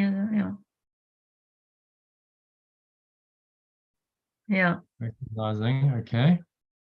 Or you know, I don't know if the first bit is unclear to you already. We could have something like when my mind is in fear or when I'm fearful. Yeah. Yeah. Yeah, it's good like this. I think it's good. When I fear, that's the most direct, isn't it? Yeah, it's I'm clear like fearful. this. When I fear, I'm The only thing is, it could be a turn of phrase, can't it? I fear you're not telling the truth or something like that. It's got a slight double meaning, hasn't it? I fear. I mean, it seems clear to me, but just it's still. I mean, I think in this context, he's talking about love and fear as the ultimate. Or if you, I mean, it makes sense in the context, that's for sure. Yeah. if you change to when I am fearful, then you would have to say I misperceive, miscreate, and believe in what I have made. Yeah. Yeah. We'll have to change the I am misperceiving. I think that's key. Short, less words is better generally. So when I fear, I'm misperceiving, miscreating, believing what I've made. I think that's pretty straightforward. And this will cause me pain. Okay, very, very clear. So recognizing true cause. Want to read that? Recognizing true cause is pure formless awareness of perfect love, and its effect as myself will expedite my awakening. The fundamental conflict in this world is between creation, which is pure formless awareness of perfect love, and miscreation, which comes from fear. Yeah, this sounds good.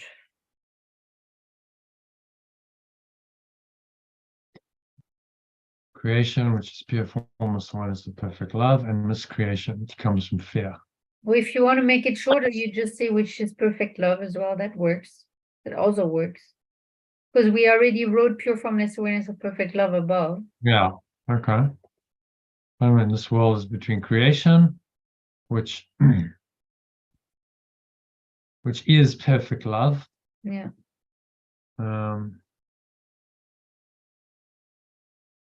And miscreation, which comes from fear. Yeah, I'm happy with that. I struggle with that second sentence. Yeah. I mean, you could say something like maybe, however, when I recognize that true cause is pure formless of perfect awareness of perfect love, and that there's so many capitals in there. Yeah, recognizing true cause. Well, that's supposed to be capitalized. And then true, we've inserted that. But we decided the true self should be capitalized, like perfect love. It's of the same order, and that's all God. So it's all referring to God. True cause that's why it's all capitalized. And its effect is all capitalized because that's coming from God as well. Myself will expedite my awakening. So I feel like it just needs to be put in. It's so you've got the first sentence saying, this is what happens when I fear. And then the second sentence is, this is what happens when I recognize what true cause is. I just feel they need to be linked. Would it work if you put a however in there? However, when I recognize, or if I recognize that true cause is pure formless awareness of perfect love, comma, and that its effects. I don't think we need to. However, recognizing true cause is pure formless awareness of perfect love, and its effect as myself will expedite my awakening. Very simple. I was out of the room, so maybe I didn't hear what you said. I think we need to overcomplicate that. Okay. That however links it with the. So it's telling us how we can truly use cause and effect to expedite things. And the fundamental conflict in this world is between creation and miscreation. So he puts a so there. Do we want to so there? So, however. Yeah, you put a so there. So the fundamental, okay. So the fundamental conflict in this world has been creation, which is perfect love. Miscreation comes from fear. Yeah. Okay, I think that's a wrap. Yeah, it's a good one. Yeah, it was quite a good summary actually, because it's quite a long paragraph. It's about kind of getting to the Number 3 essence done. of Yes, tick the box. Yeah. Imagine next year we do this, you'll be like, oh, that's so nice. We've got the executive summary all done, the translation's done. You just read it. This is going to be a cruise. Number 4, right? It's already been said. So who wants to read that? Susie, are you still around? Are you able to read? Or I think Susie said she was just listening in. So that's Elaine. Elaine, do you want to read? Yeah. It has already been said that you believe you cannot control fear because you yourself made it, and your belief in it seems to render it out of your control. Yet any attempt to resolve the error through attempting the mastery of fear is useless. In fact, it asserts the power of fear by the very assumption that it need be mastered. The true resolution rests entirely on mastery through love. In the interim, however, the sense of conflict is inevitable, since you have placed yourself in a position where you believe in the power of what does not exist. Okay, well read. So let's unpack that a bit. I don't think there's going to be a lot of translation here, actually. No, it's quite... It's already been said that you believe you cannot control fear because you yourself made it. And your belief in it seems to render it out of your control.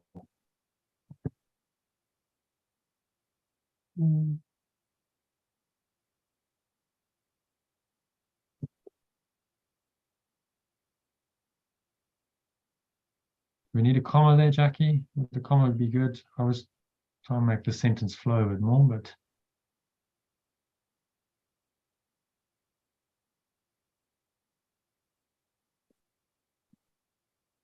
comma over there.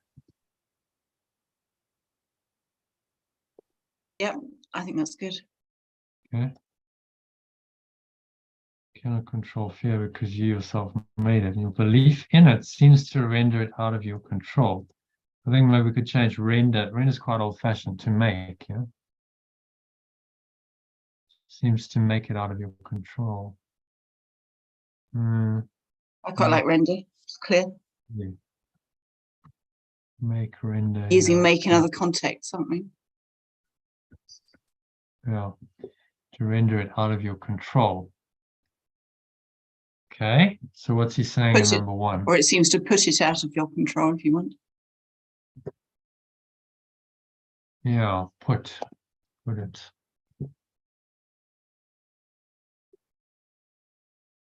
Put it out. Yeah, put's a bit simpler word than render. Put it out of your control. Okay. So we believe in what we made. Can't control fear because we made it. Our belief in it seems to put it out of your control. That's so interesting. So although we've made it, it seems to be out of our control, even though it's not, because we made it. But what's happened, it's projected, isn't it? And so now it seems to come from the external. We set up a system where fear seems to be triggered by externals. It seems to be the externals seem to be the cause of fear.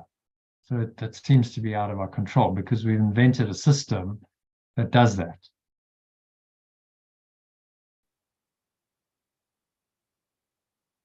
Okay, then number two. You still want me to read? Yeah. Yeah, this is your Oh, part. yeah. Okay. Yet any attempt to resolve the error through attempting the mastery of fear is useless. I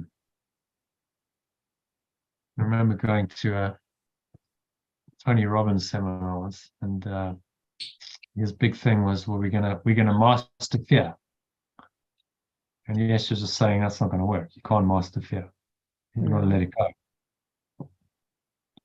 Because as long as you're trying to master fear, you make it real, don't you? Yeah, and There in your mind. focusing. Yeah, And the more you focus, sometimes, yeah. well, I'm the master of fear, and I'm the man, and it's a big kind of ego type, macho Sure. dude thing that you did a little bit. But actually, the underlying that, you haven't let it go. The fear's still there. And actually, by trying to master it, you're responding to the fear, making the fear more real. You're amplifying it. Yeah. Yeah. You're trying to overcome what's real. Which Mm. a lot of these the personal growth type world is trying to do. It's like, okay, so you have fear. Well, go out, focus on something positive, make something happen, manifest something, and that's going to manage your fear, right? You're going to control your fear then because you're going to be maybe financially more secure, you're going to have a more stable relationship. But the fear is still lurking there because you're always going to fear that you'll lose what you've got. You haven't really undone the fear. It's still there, and it can quickly rear its head. As we know, the more attached you are to things, then the more you fear that you're going to lose them. True. The mastery of fear is useless. He's saying, don't even go there, because it asserts the power of fear by the very assumption that need be mastered. Exactly, what I said. Mm-hmm. So you're making it real and then trying to overcome it, which is not a forgiving approach. It's not a true letting go approach. Making it real, and then, because this is the ego's approach to forgiveness, I'll make something real and then I'll try and overcome it. But I've made it real, so I can't overcome it. You see the dilemma. Mm-hmm. It's just not getting to the root. Yeah. The only correct perception is I temporarily acknowledge it, so fear's arising, but immediately I turn to the at-one-ment and I ask to correct it. I recognize that I can let it go. I'm not trying to master it. I'm letting it go entirely. I'm not going to think those thoughts or feel those feelings. That's the only way. Because as long as you try to master it, it's still there in your mind. It's still in your subconscious. Now you have to overlay it with something else, which is just hiding the fear. It's actually replacing it. So you cover it over with the veneer of positive thinking. Oh, no. But it's still, the roots are still there. Actually, the fear is still there, and it's actually directing your thoughts and your action and your action. Oh. Why are you then, so obsessed with succeeding, for instance, and making money, and because you think that is going to manage your fear. You've got the fear that's actually driving it.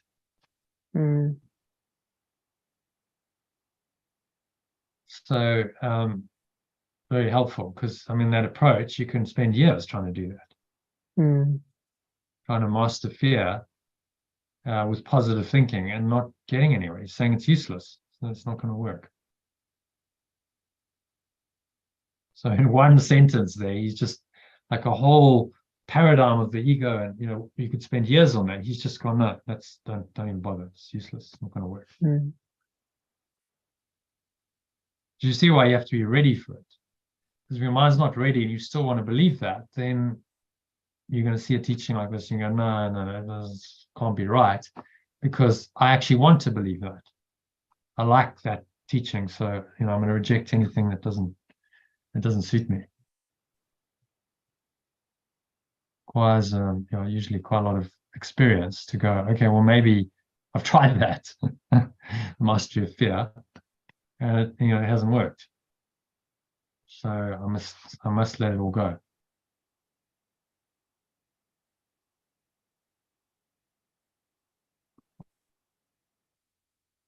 Okay. 3. Yeah. In fact, it asserts the power of fear by the very assumption. Oh, I think I've just read that, haven't I? That it needed to be mastered. Should I, 4? Yeah. The true resolution rests entirely on mastery through love. The same as the other one, isn't it?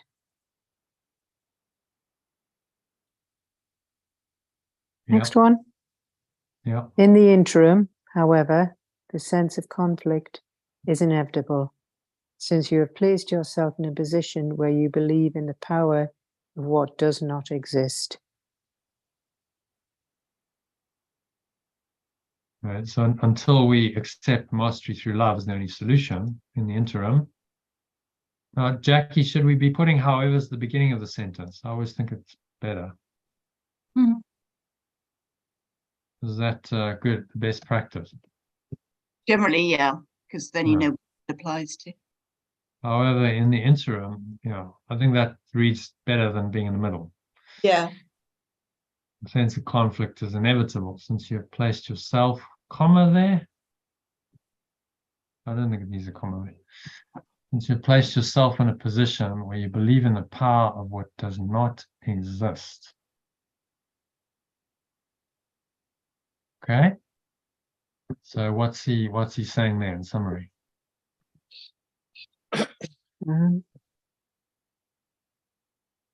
Well, you can't believe in you believe you cannot control your fear because of you've made it. Well, I think that's quite important. We'll stick that in. So I cannot control fear because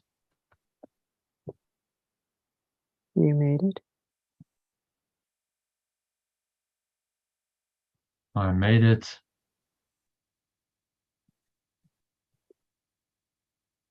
The belief in it seems to put it out of my control.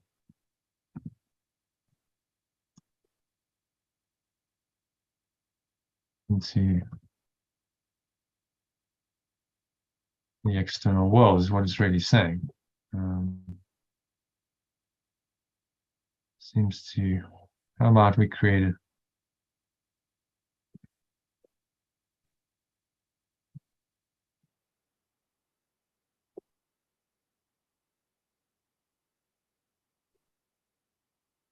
This creates a situation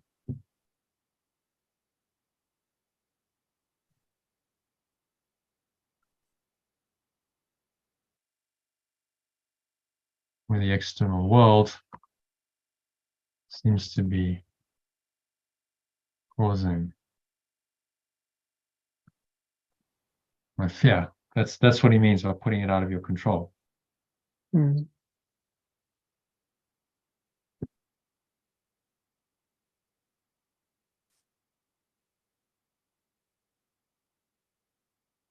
Miscreated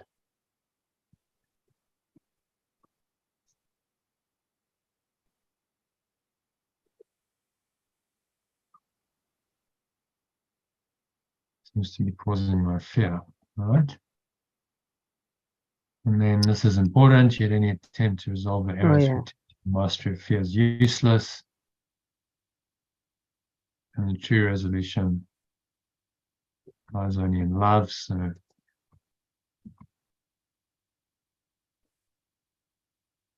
yet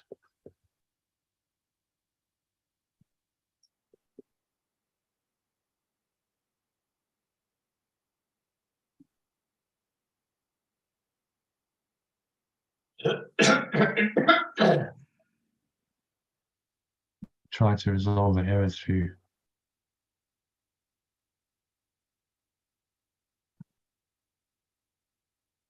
mastering fear is useless.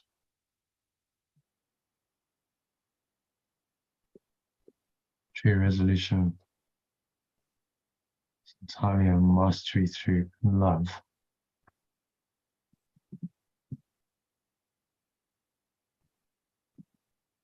Should we say perfect love or love? Perfect love. Mastery through perfect love or love? What do you think? Elaine? Either or. Either or. Mastery We use through perfect love, don't we? Probably should be considered. yeah. Okay, so we'll go perfect love. Mastery through perfect love, and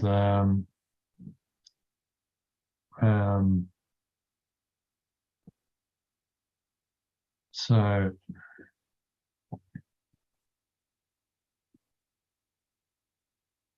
however, long as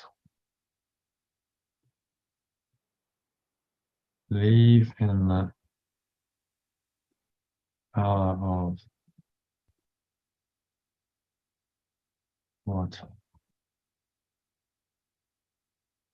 does not exist.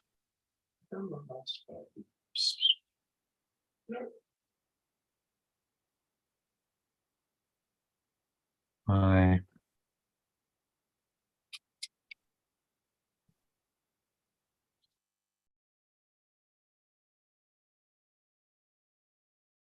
saying I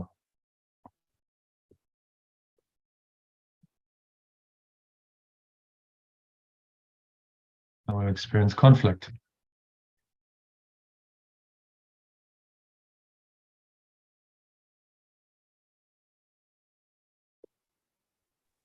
Okay.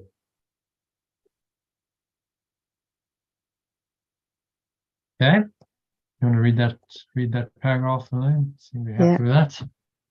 I cannot control fear because I made it, and my belief in it has miscreated a life in which the external world seems to be causing my fear. Yet to try resolve the error through attempting mastery fear is useless. The true resolution rests entirely on mastery through perfect love. However, as long as I believe in the power of what does not exist, I will experience conflict.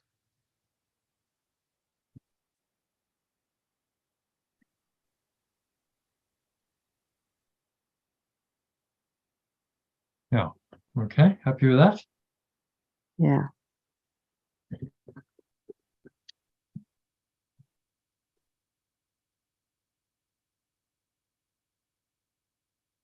So where are we? Number 5. Oh, it's a long one. Okay. So who are we back to? I think we're back to Jackie, unless Susie wants to read. Susie's just listening in. Susie, do you want to read, or are you just listening? No. Okay. So Jackie, if you can read nothing and everything cannot coexist. Okay.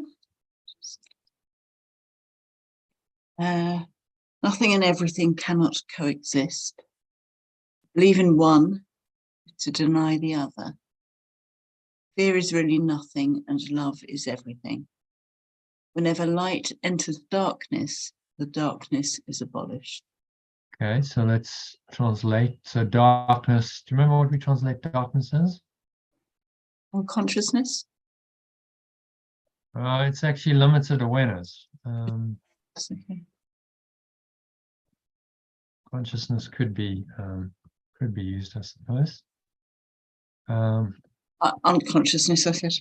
Unconsciousness, yeah. But it's a limited. So whenever true awareness, light is true awareness. Okay.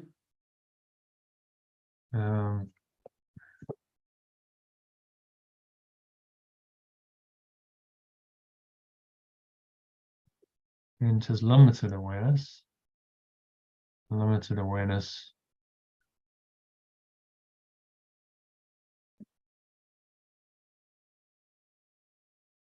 is abolished.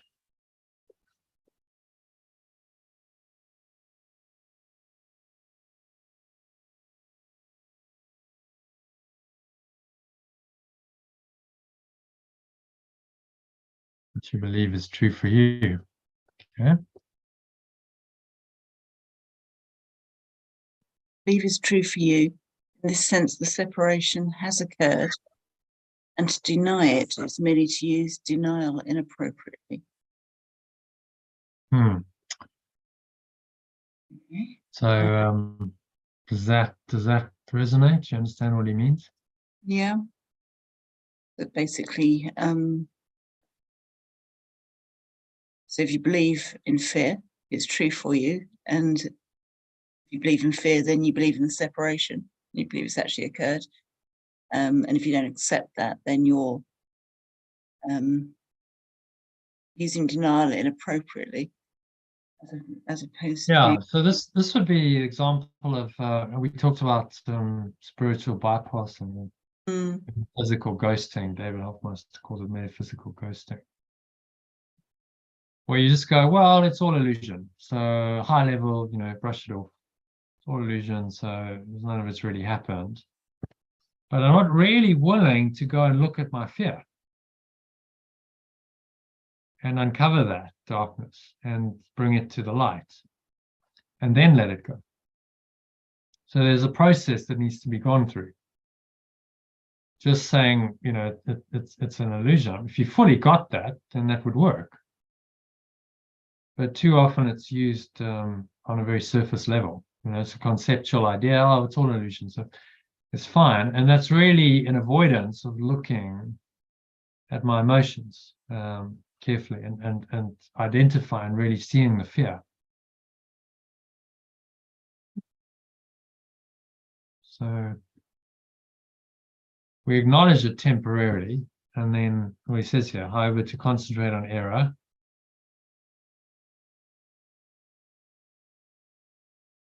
Okay, so however, to concentrate on error is only a further error. The initial corrective procedure is to recognize temporarily that there is a problem, but only as an indication that immediate correction is needed.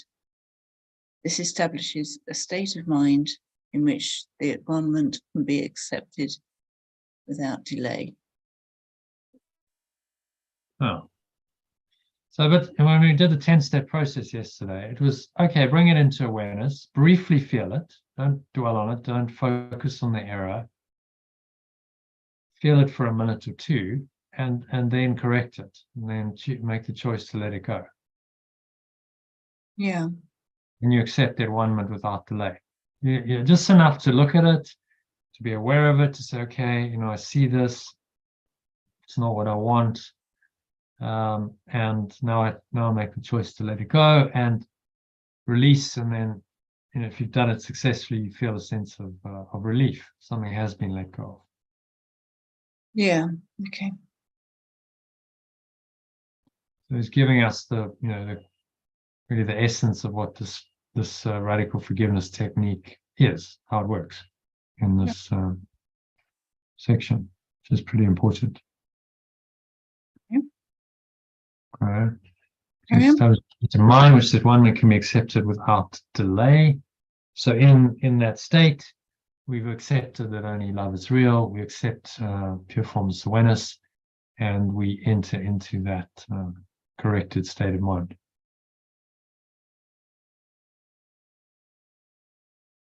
Okay. Yeah. It should be emphasized, however, that ultimately no compromise is possible between everything and nothing.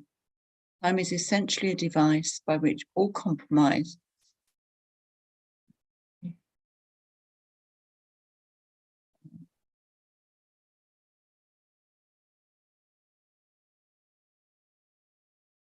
Yeah. It should be emphasized. What do I get to? Time is essentially a device by which all compromise in this respect be given up. It only exists to be, it only seems to be abolished by degrees. Time itself involves intervals that do not exist. It only seems to be abolished by. We'll take the comma out there. So I think it doesn't need a comma. Miscreation made necessary as a corrective device. Statement, for God so loved the world that he gave his only begotten extension, that it just sounds like a house extension, that whosoever believeth in him should not perish, but have everlasting life. Needs only one slight correction to be meaningful in this context. He gave it to his only begotten extension. So that's a quote, which I did translate because I just did a general. I think we should keep it in sun. It makes, That's a yeah, quote. sounds a bit strange otherwise. Whosoever believeth in him should not perish but have everlasting life. Needs only one. Does that need a comma maybe? But have everlasting life. Should not perish. Does it need comma before but? Or? I wouldn't say necessarily, but there's no harm. In this context, he gave it to his only begotten son. So, do you understand what he's saying here? Yeah. He gave his only, so it's almost a misinterpretation. Because the original might have been he gave it to his only begotten son. We don't know. He gave his only begotten son. So it was like he loved the world, so he gave this one son to the world to redeem it. But the correction to be meaningful is he gave it to his only begotten son. So he gave the world to his only begotten son as the correction, as a means of correction. That's what he's saying. The it is the world. Okay. Should not perish but have everlasting life. Unless he's, well, let's just see.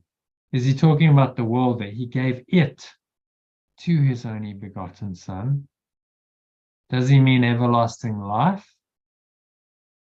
I think he was everlasting life, doesn't he? For God so loved the world that he gave to his only begotten son everlasting life.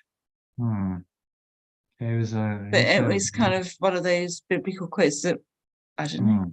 The only thing that whosoever believeth in him, whosoever believes in pure formless awareness of perfect love, will not perish, but have everlasting life. Yeah, and he's only one slight correction to be meaningful. He gave it. So do you think the it he's referring to, he doesn't capitalize it, but they never do that often. So he gave it. So loved the world that he gave it to his only begotten son. You see, it's at the beginning of the sentence. So the way I interpret that is he's actually giving the world to his only begotten son. And that's meaningful in the I'm getting too tired. in the context of time. Yeah. Time is a corrective device. So he gave the world of time, reinterpreted the world of time to help us to correct our minds. I think that's what he means. He gave it, and then that wouldn't be a capital because it's the world. So he gave it to his only begotten son, he gave the world. Let's just put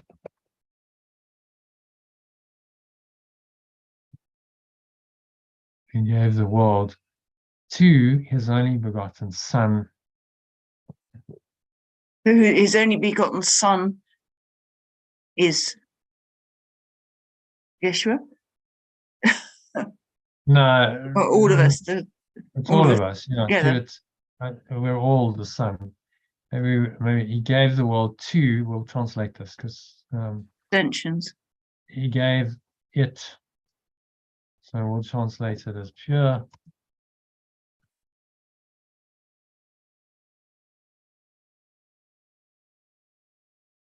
formless awareness,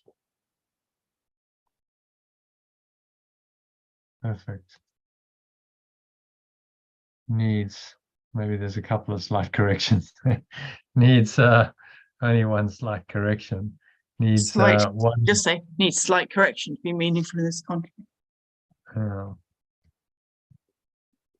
gave the world to its only extension to help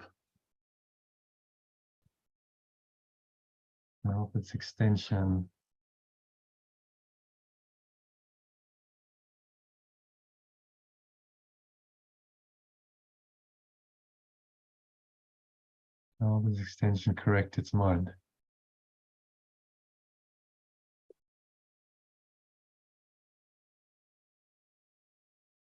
And awaken to everlasting life.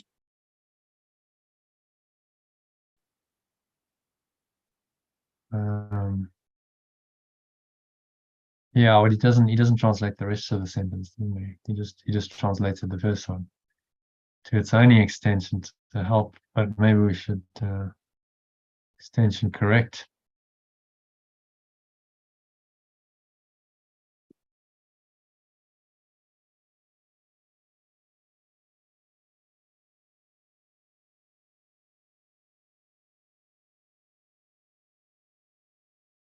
Awaken to everlasting life.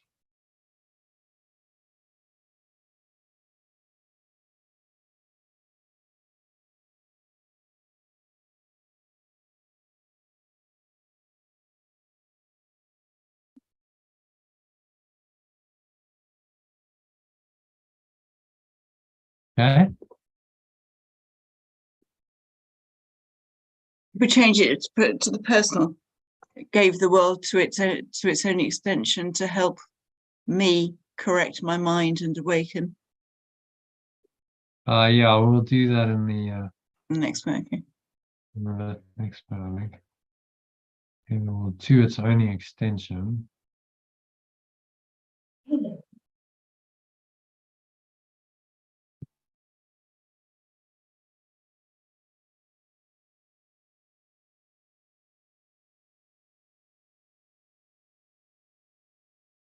To help it correct its mind and awaken to eternal life.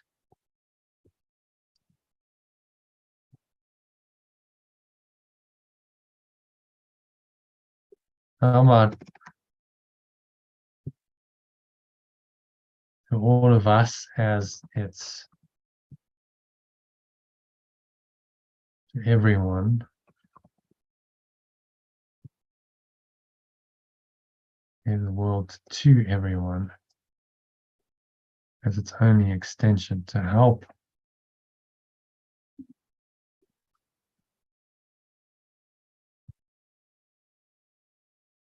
Correct our mind. everyone correct their minds and awaken to eternal life.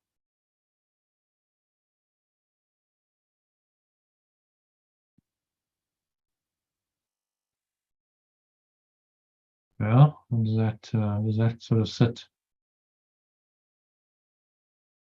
That's a pure formless awareness of perfect love.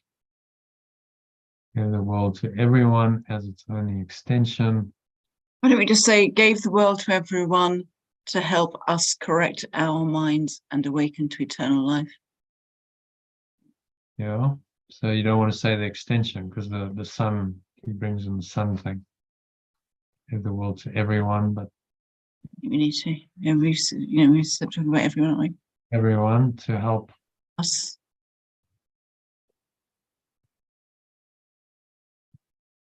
Correct our minds and awaken to eternal life. I think that's what he means. It's the gave the world, the reinterpreted world, Okay. real world.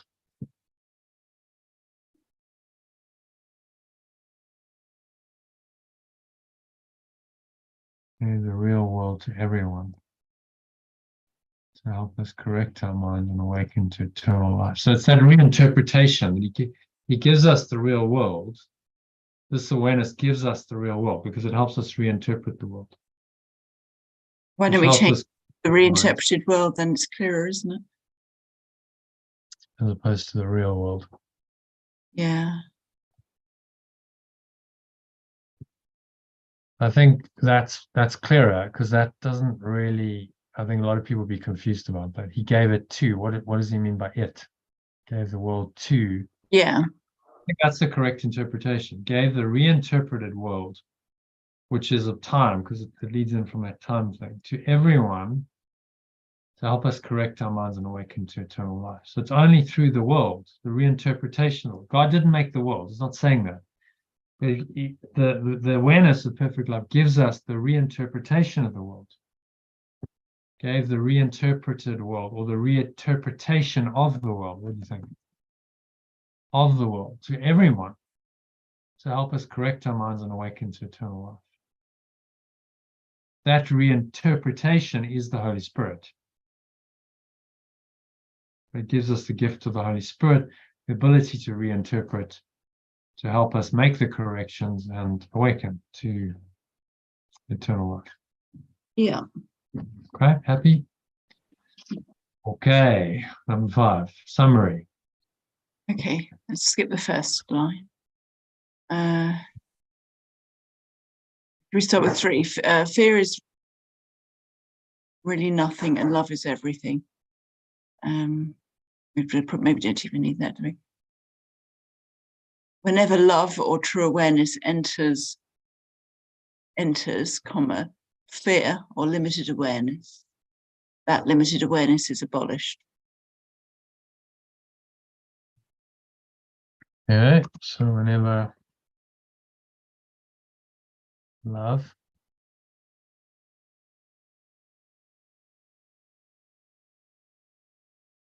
is original, whenever true awareness enters limited awareness. So whenever true awareness enters limited awareness, the limited awareness is abolished. Okay, we could just copy that, I guess.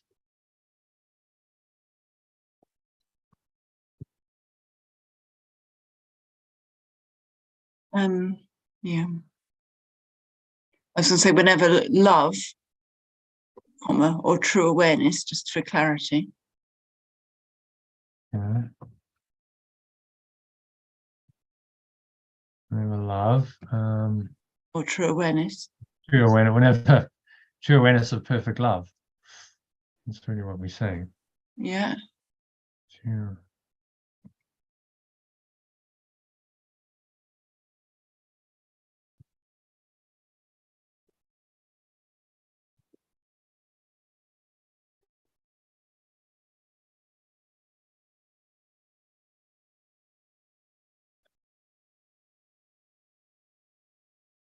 Love enters. You could just put a comma after enters, delete that limited awareness, and just say fear or limited awareness is abolished. Fear of, yeah, comma, or limited awareness. Okay. True awareness enters, fear or limited awareness is abolished. Okay. We need to say that. Okay, what else needs to be said here? So I think this is important. corrective procedure. So Yeah. Yeah. about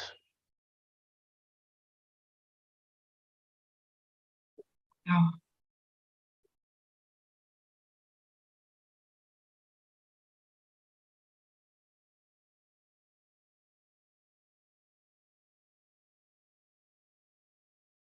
so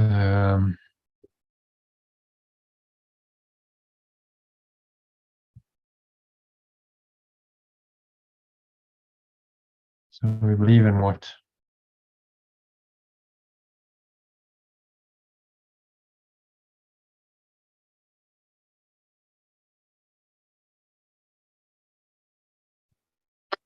so now this is made to use denial inappropriately.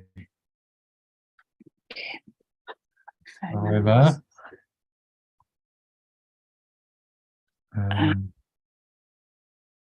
so the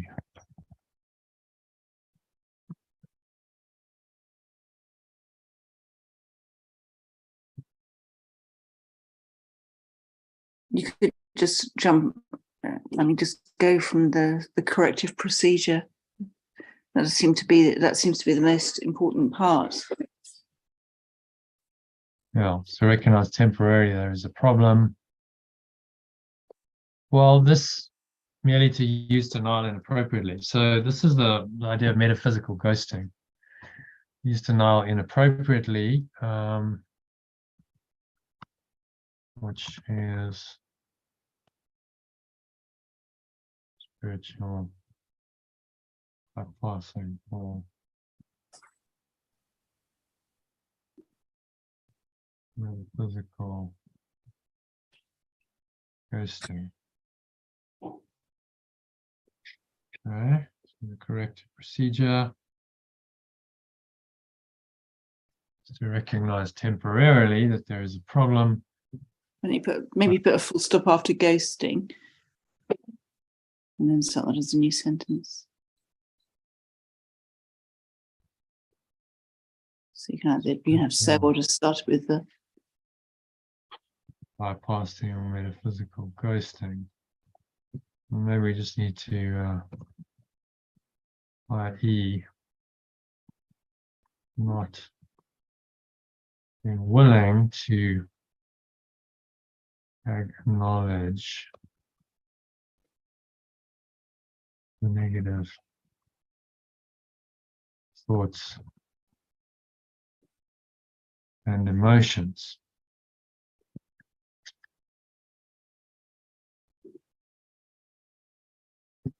okay. That are there. Okay. Like that. Okay, so the new sentence, the corrective procedure. So doesn't mean Corrective procedure. Is to briefly to recognize that there is a problem.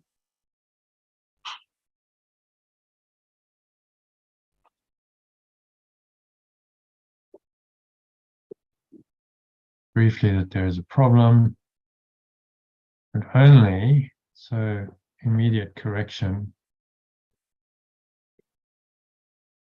can be made. Only so we can make immediate correction by letting go of the negativity.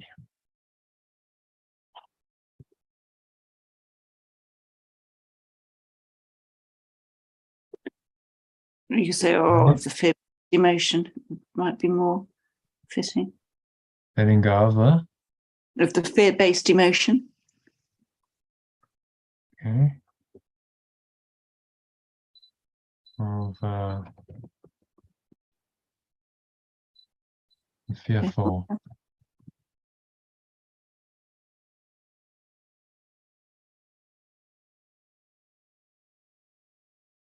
Might change. Negative is sort of He doesn't really use them. Does he use negative? Not very much. He- Of course. He does. It's all fear. It always talks about fear. Yeah, well, guilt as well. So, Yeah. but I guess if you Fearful have is, guilt, you'll have fear. Fear is sort of the placeholder for the ego thought system. yeah. I think Oh, people. the fearful thoughts and emotions. Okay. And then we have this time thing. I don't know why they didn't split it into 2 paragraphs, because there's quite a lot in one paragraph, isn't there? Like time, that could easily be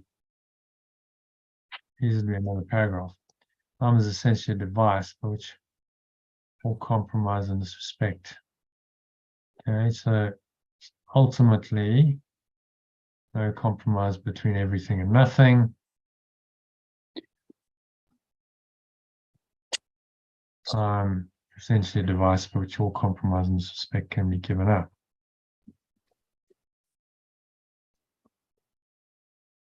Okay.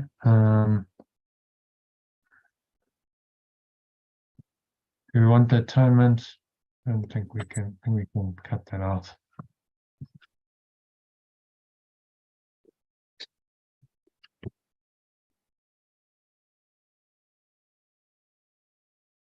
Ultimately, no compromise is possible between everything and nothing.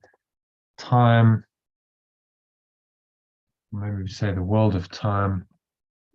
World of time. Essentially. So, by reinterpreting the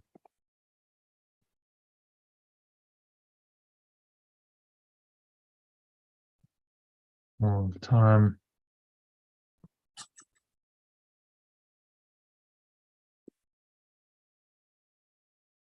I will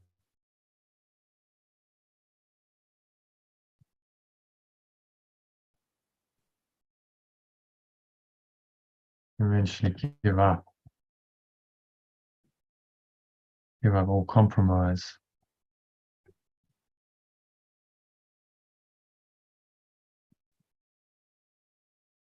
And accept only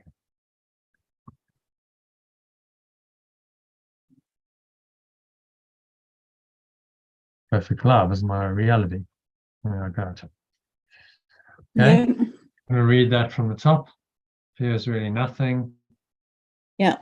Fear is really nothing and love is everything. Whenever true awareness of perfect love enters, fear or limited awareness is abolished. We believe in what we've made, and to deny this is merely to use denial inappropriately, which is spiritual bypassing or metaphysical ghosting, i.e., not being willing to acknowledge the fearful thoughts and emotions that are there. So the corrective procedure is to recognize briefly that there is a problem, but only so we can make immediate correction by letting go of the fearful thoughts and emotions.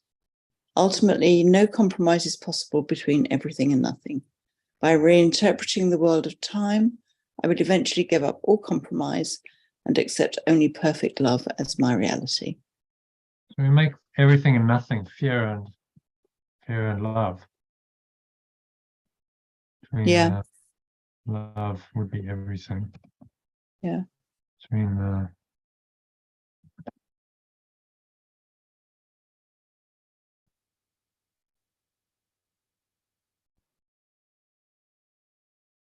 perfect love and nothing. That's a nice. I like that. Yeah. Perfect love or there's nothing. Yeah. In the world of time, I'll eventually give up all compromise and accept only perfect love as my reality. Yeah, that's great. So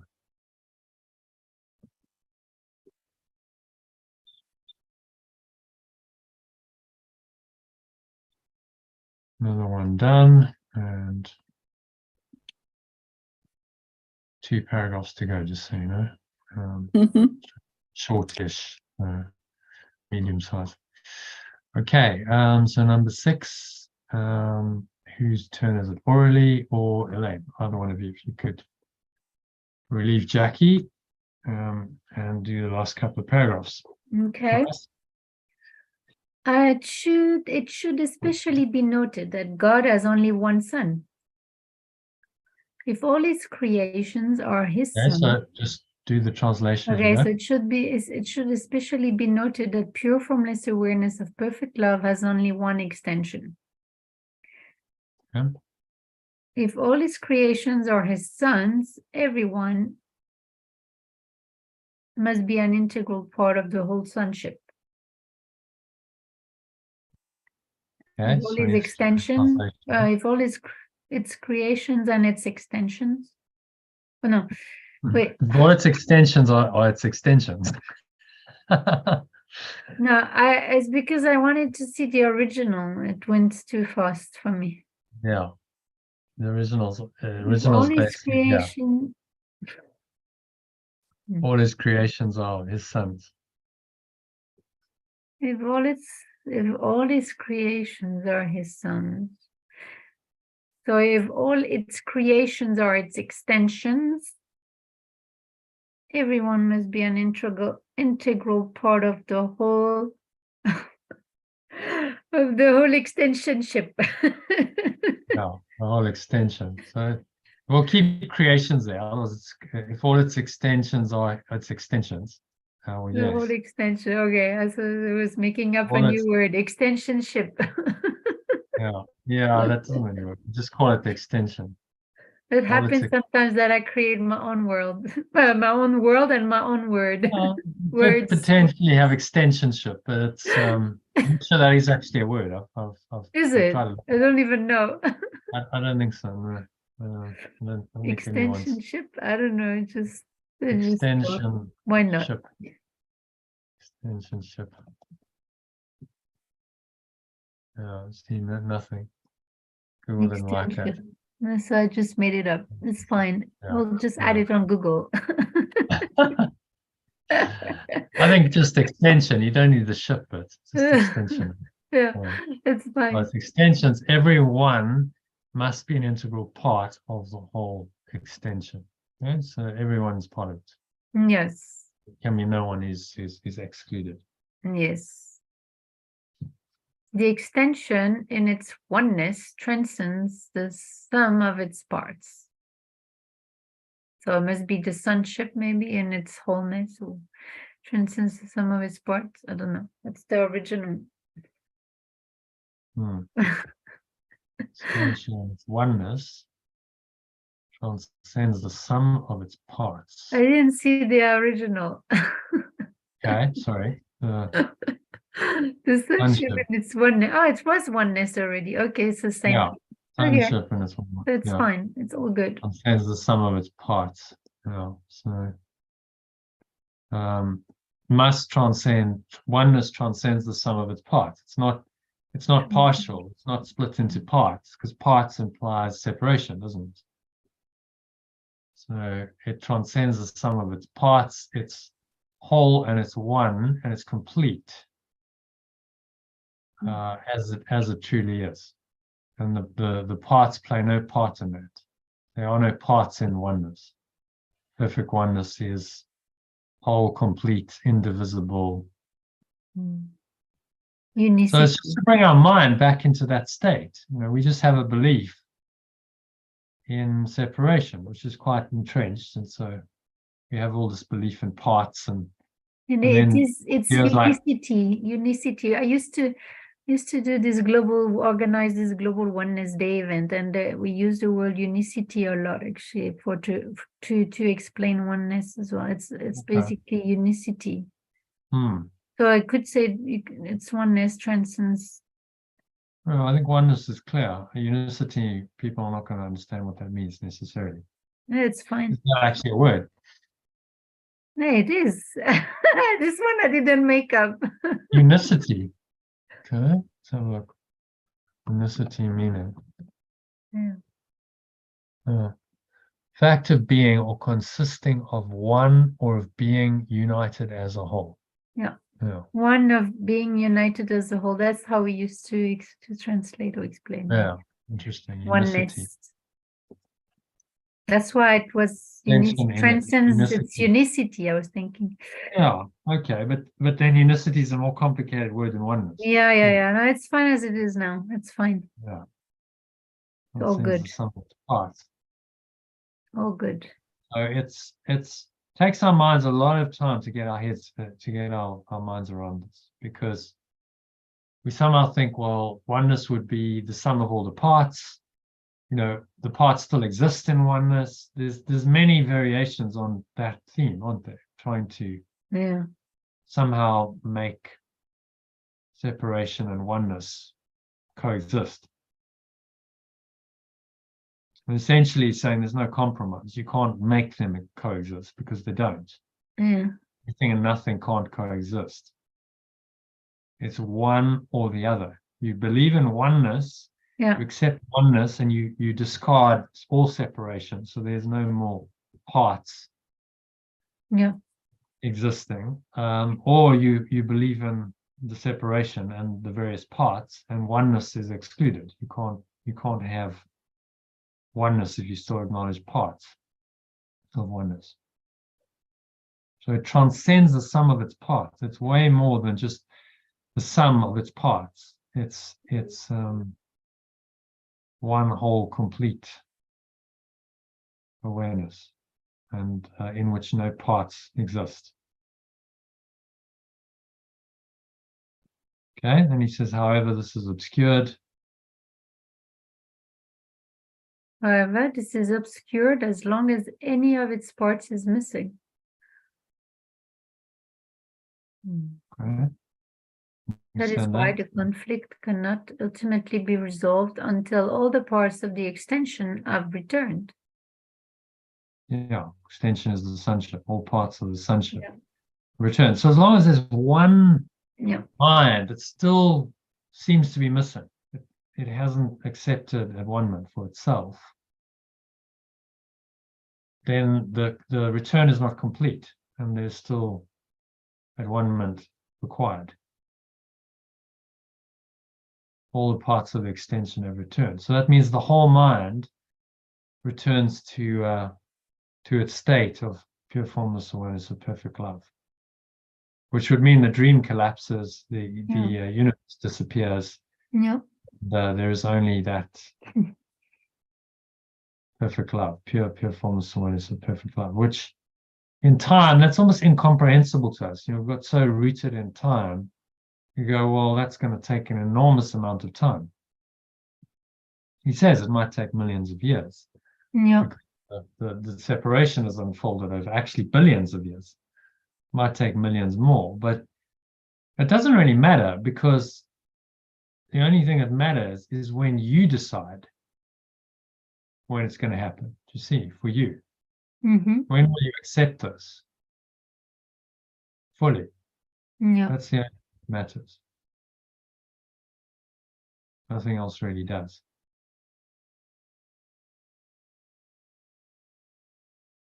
Yeah. So you decide, you leave time, you join Yeshua outside of time as one with him, the Christ, and he's the Christ mind. Then you join that one-ment.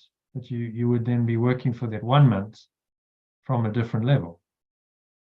You know, it's funny because we talk about Mhm. oneness, but I remember this miraculous experience or situation that had occurred that day. One of the day I organized one of the Global Oneness Day event. It was in London Beach in South Africa, and it happened so miraculously. It was blowing wind that day, like so windy, and it was planned to be on the beach. So, and everybody on the Facebook event was like, "Oh, but it's so windy. We're not. Are we still gonna? Is the event still on? Is it still on?" And I say, "Yes, don't worry. I'm gonna go there and I'm gonna check it out and see how it goes." And in the meantime, I was like, "Oh my God, what am I putting myself into organizing this thing? And it's crazy wind everywhere." And then I arrive at the beach, but before I arrived to the beach, I think I did a meditation or like a visualization that it was going to be perfect, like divinely orchestrated. And I arrived at the beach and there was no wind, and everywhere else in Cape Town was crazy blowing wind. And Mm. so I arrived at the beach and it was perfect. The weather was fine.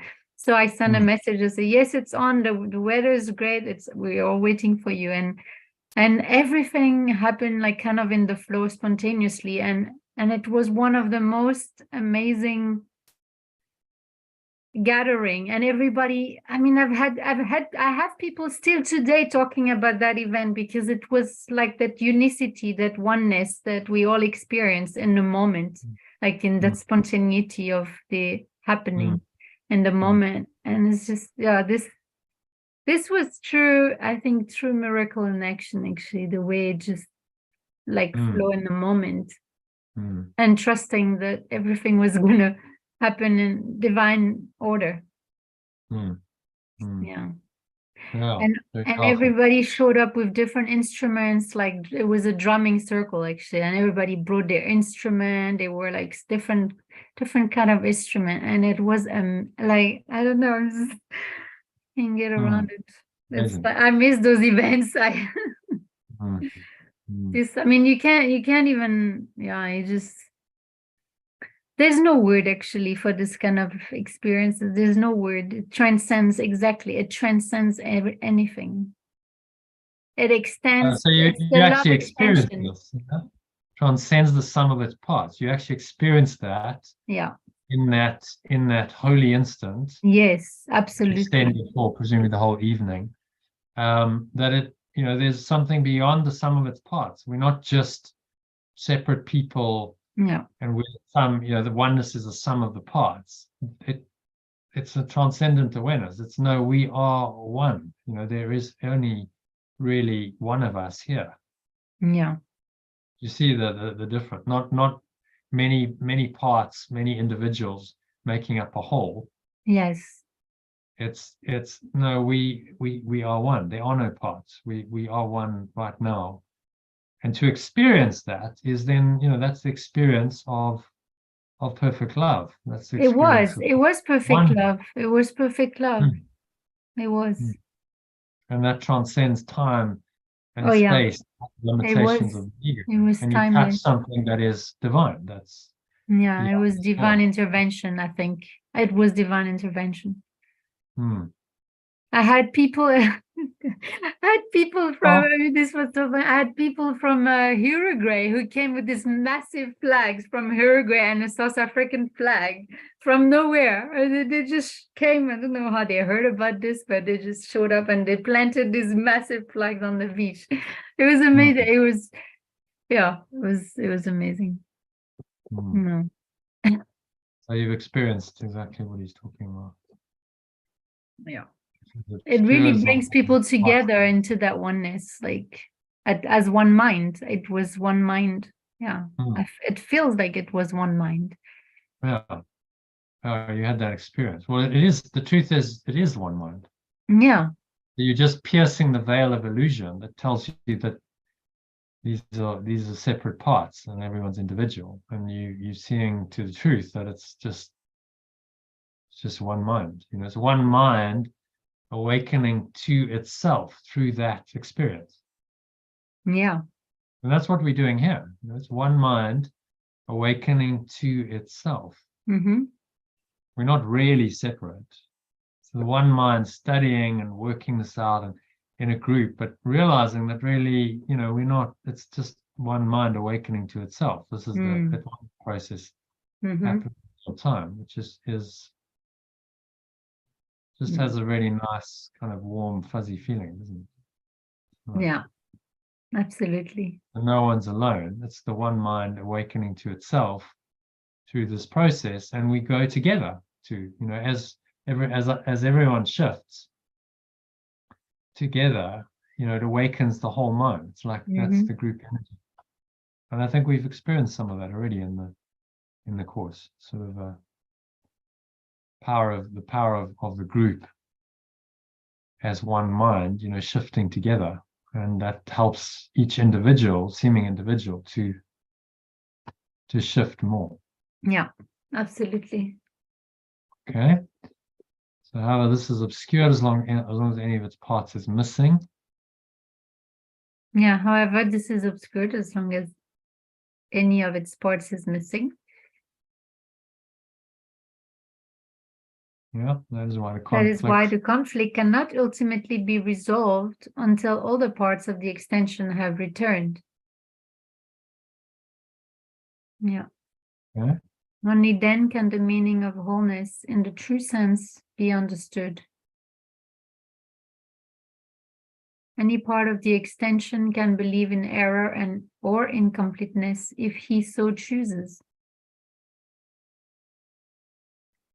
However, if he does so, he is believing in the existence of nothingness. The correction of this error is the atonement. The atonement, yeah. Okay.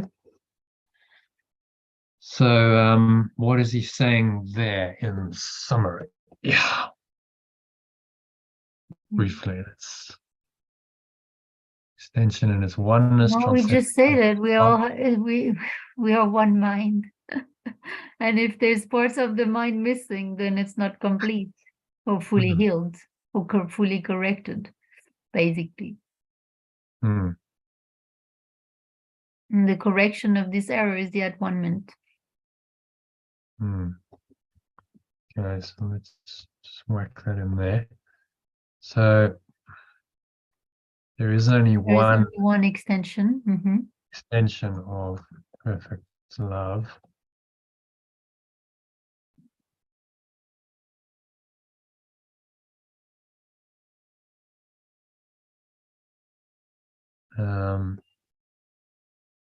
So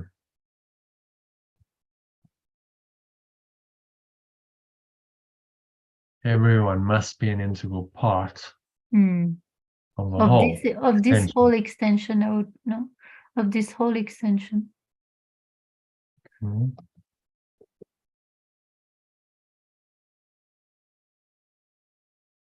And maybe take that out. No, actually, extension in its oneness transcends the sum of its parts. This is obscured as long as any parts is missing.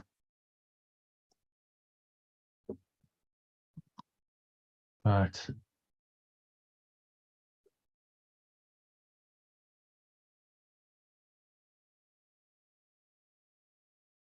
why conflict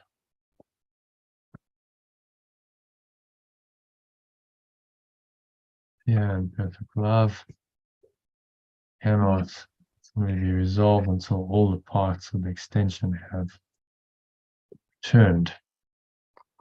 Do you want to say anything else? Have atoned. Returned or atoned? It uses returned. And they Have, returned. ultimately resolved. All the parts of the extension have returned to Okay.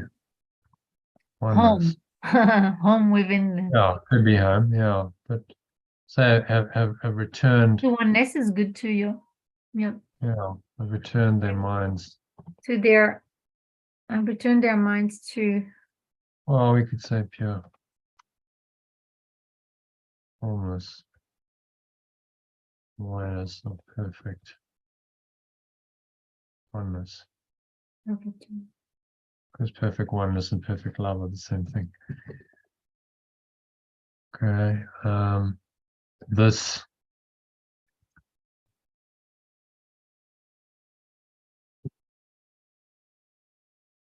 all parts. Yeah, and then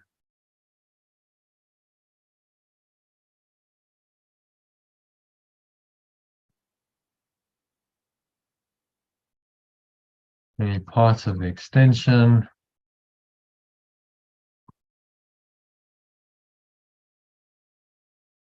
And believe in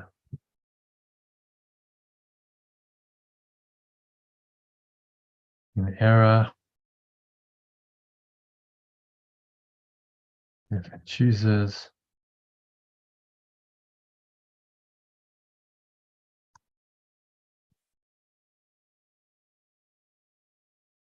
The correction of this error is the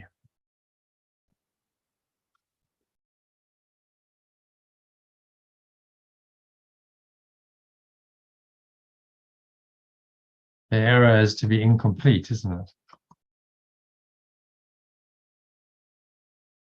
Yeah. When we think we're incomplete and we're not one, we're not whole. Yeah. It chooses the correction of this error is the at-one-ment. Is the at-one-ment process, maybe. Okay, you want to read that from the top? There is Mm. only one extension of Let me just cut them out. Control end. Yeah, there we go. there is only one extension of perfect love, so everyone must be an integral part of this whole extension. The extension in its oneness transcends the sum of its parts, but this is obscured as long as any of its parts is missing.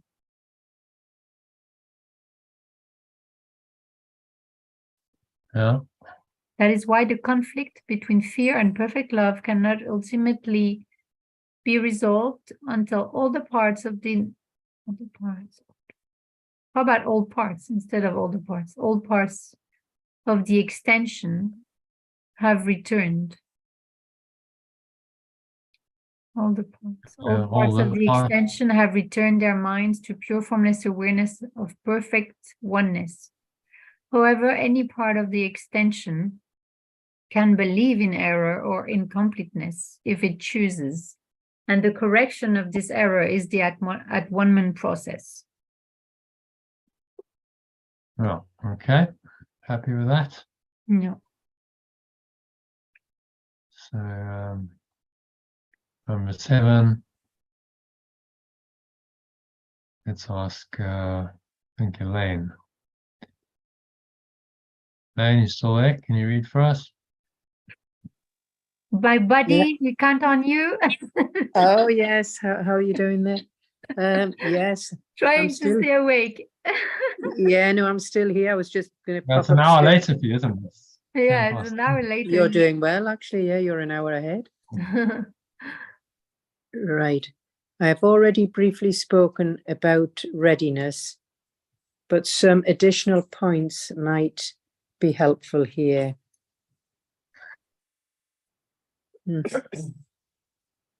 I have already briefly spoken about readiness, but some additional points might be helpful here. So shall I continue? Yeah. These are the That's points. just an introduction. Yeah, nothing major in that. Readiness is only the prerequisite for accomplishment. That's quite a sentence. Readiness is the only prerequisite for Only the accomplishment. previous one. Yeah. So it's Yeah, required because- for accomplishment. You can't accomplish unless you're ready. yeah. So you should not Okay. be confused. Yeah. The two should not be confused. As soon as a state of readiness occurs, there is usually some degree of desire to accomplish, but it is by no means necessarily undivided.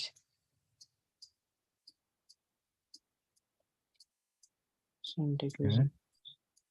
Yeah. Do you want me to continue? Yeah, maybe we could take out one of those. By no means necessarily undivided. Only one to by no means necessarily. It's like one too many words there. Yeah. By no means undivided. There is some degree of desire to accomplish, but it is by no means undivided. I think that's simpler, yeah? Mhm. Okay, carry on. I don't think it's much to translate, so just read the translation. The state does not imply. The state does not imply more than a potential for change of mind. Yeah. Well, that's fine. Confidence cannot develop fully until mastery has been accomplished. Yeah, that's straightforward. All right. We have already attempted to correct the fundamental error that fear can be mastered, and have emphasized that the only real mastery is through love.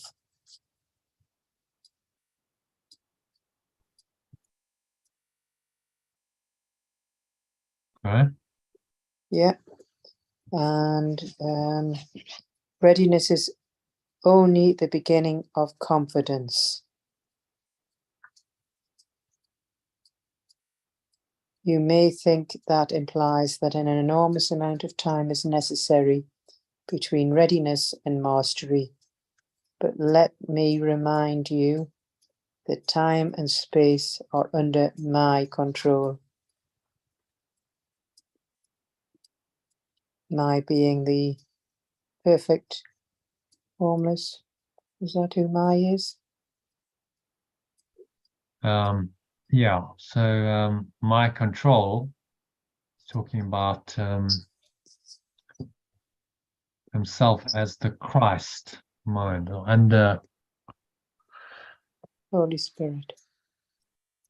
control of the Christ mind. Maybe. Hmm.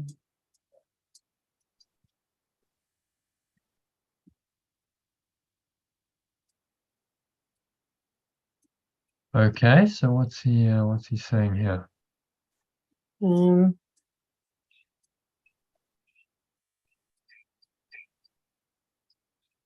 Well, you don't know about that confidence. Yeah, well, you tend to go.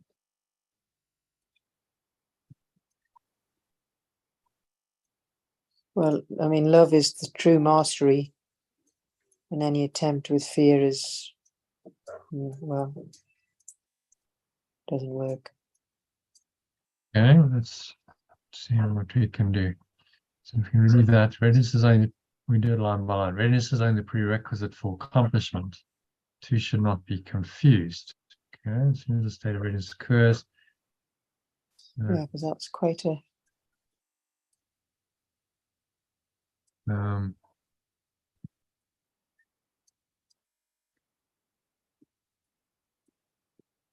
Readiness is only a prerequisite for accomplishment.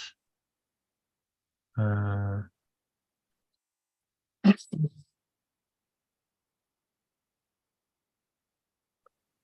when I'm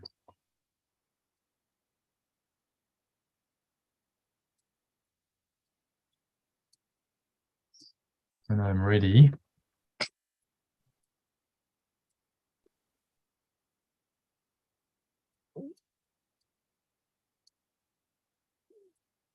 there's some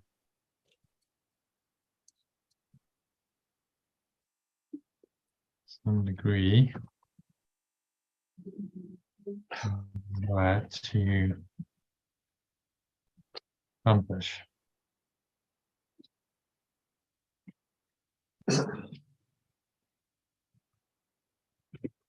But not necessarily undivided.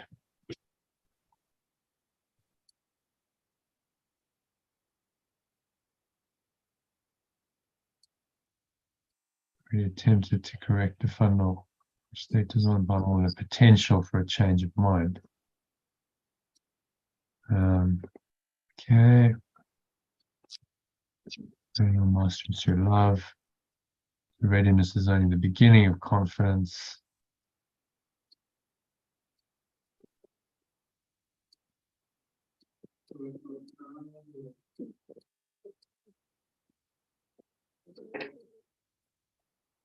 So when do you know when you're ready? Readiness. You just know.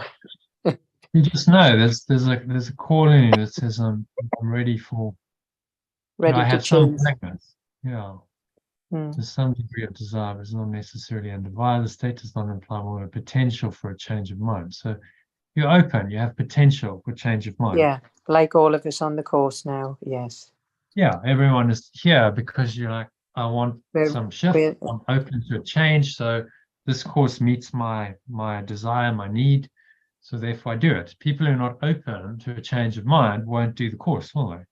No, They'll so just go, we have "Oh, I'm a fine. I'm state okay. of, I don't need a change. I don't need a change of mind. I'm fine as I am. So why would Yeah, I bother so- doing the course?" yeah, So it's a potential, but you know that degree of desire to accomplish then opens you up for change. You now have a potential for change of mind. yeah, But he's saying it's just a potential. Potential must be actualized. yeah. And that's where we're in that in-between stage. Well, I am anyway. Yeah, well, I mean, at-one-ment is a process. You know, until you've attained the full Christ consciousness, Christ awareness, to be accurate on terminology, it's a process, isn't it? And we all somewhere in yeah, that yeah. process. It's degrees of But that's- separation and oneness, Yeah. and we can kind of flux and flow with that. You know, that we can move on that scale. But if you're progressively moving towards oneness, then you're moving in the right direction. Yeah. So you might have a With- temporary regression, you go back into fear, but then you overcome that and you keep pushing, you know, more and more into oneness, then you have a readiness, and that Right. readiness Got you. becomes more and more actualized Got you. Right. I understand now. Yeah. as you do the work. The only real mastery is through love. So readiness is only the beginning of confidence. Right. I think this implies that an enormous amount of time is necessary between readiness and mastery. Let me remind you that time and space are under the control of the Christ mind. So it could Will be, happen anytime. Yeah. of the true, we call it our true self. Yeah, so you know, enormous amount of time may seem to be necessary, but not necessarily. Just So it'll happen fate when is it not a happens. form of Yeah. potential for change of mind. Yeah, I mean, look at Eckhart Tolle. He was like, I mean, by his own admission, he was fast asleep. He was like, I had no real idea about anything spiritual. Mhm. I was very much in my ego. You know, lots of pain, emotional pain, and it just got too much. So, in the depths of his despair and his unconsciousness, he was ready for a change. Mm. He wasn't consciously seeking it, but he was just like, I'm getting to the point where I've had enough. Mm. And that point cracked him open and allowed sudden, you know, mastery to.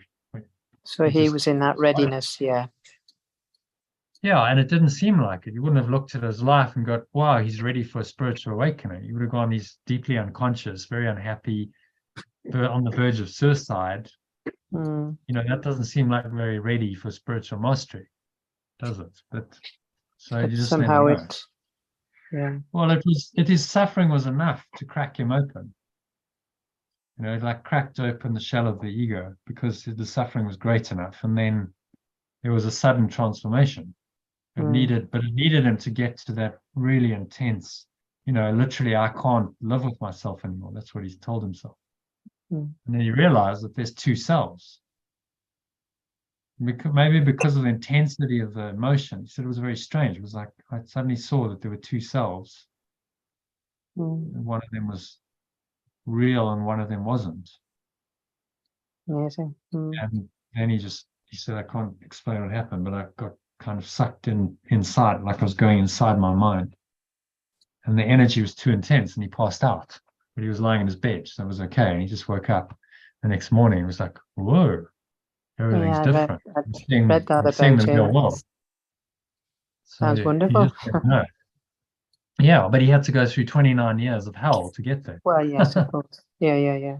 So it wasn't he didn't take the path of mastery, which is systematic, progressive undoing of the ego, like with these kind of spiritual practices.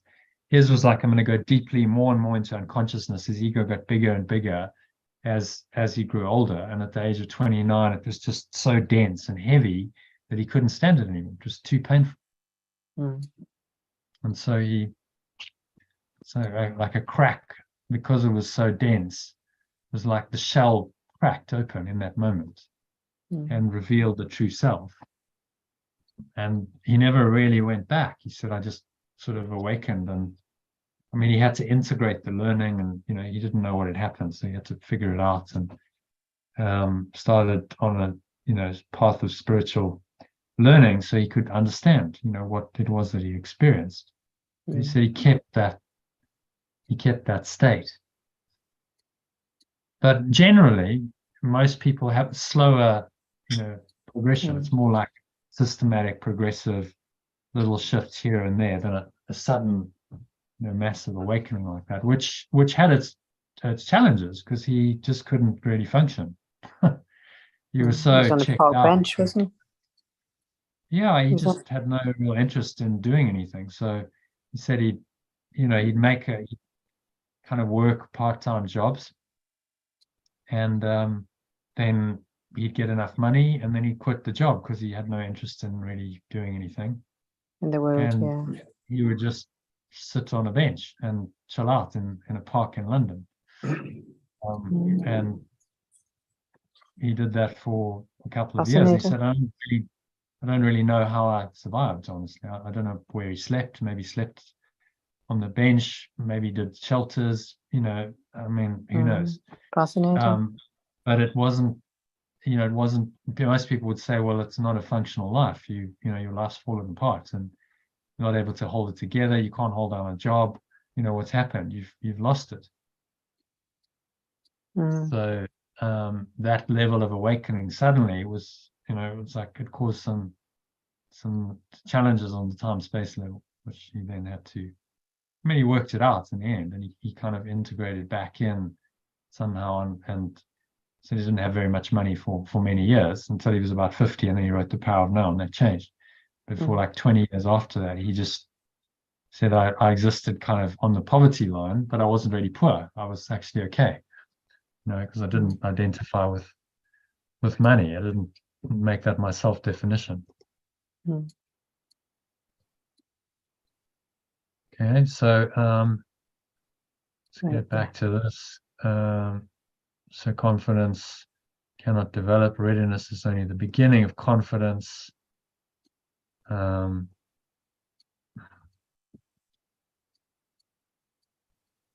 Readiness is only the beginning of true confidence. That comes through mastery of love.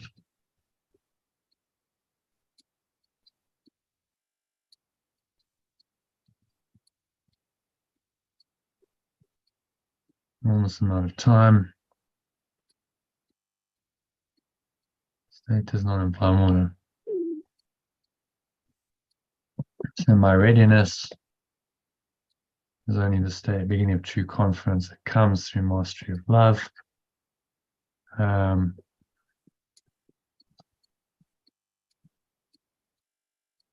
All right, which may seem to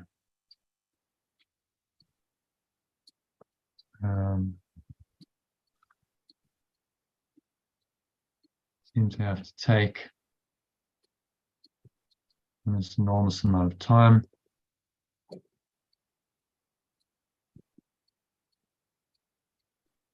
But time and space are under the control of our truth, of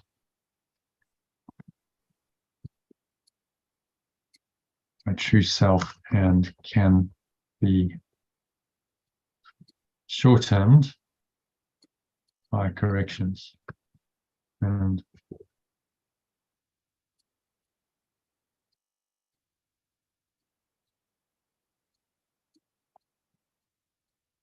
so time to attain mastery can be greatly.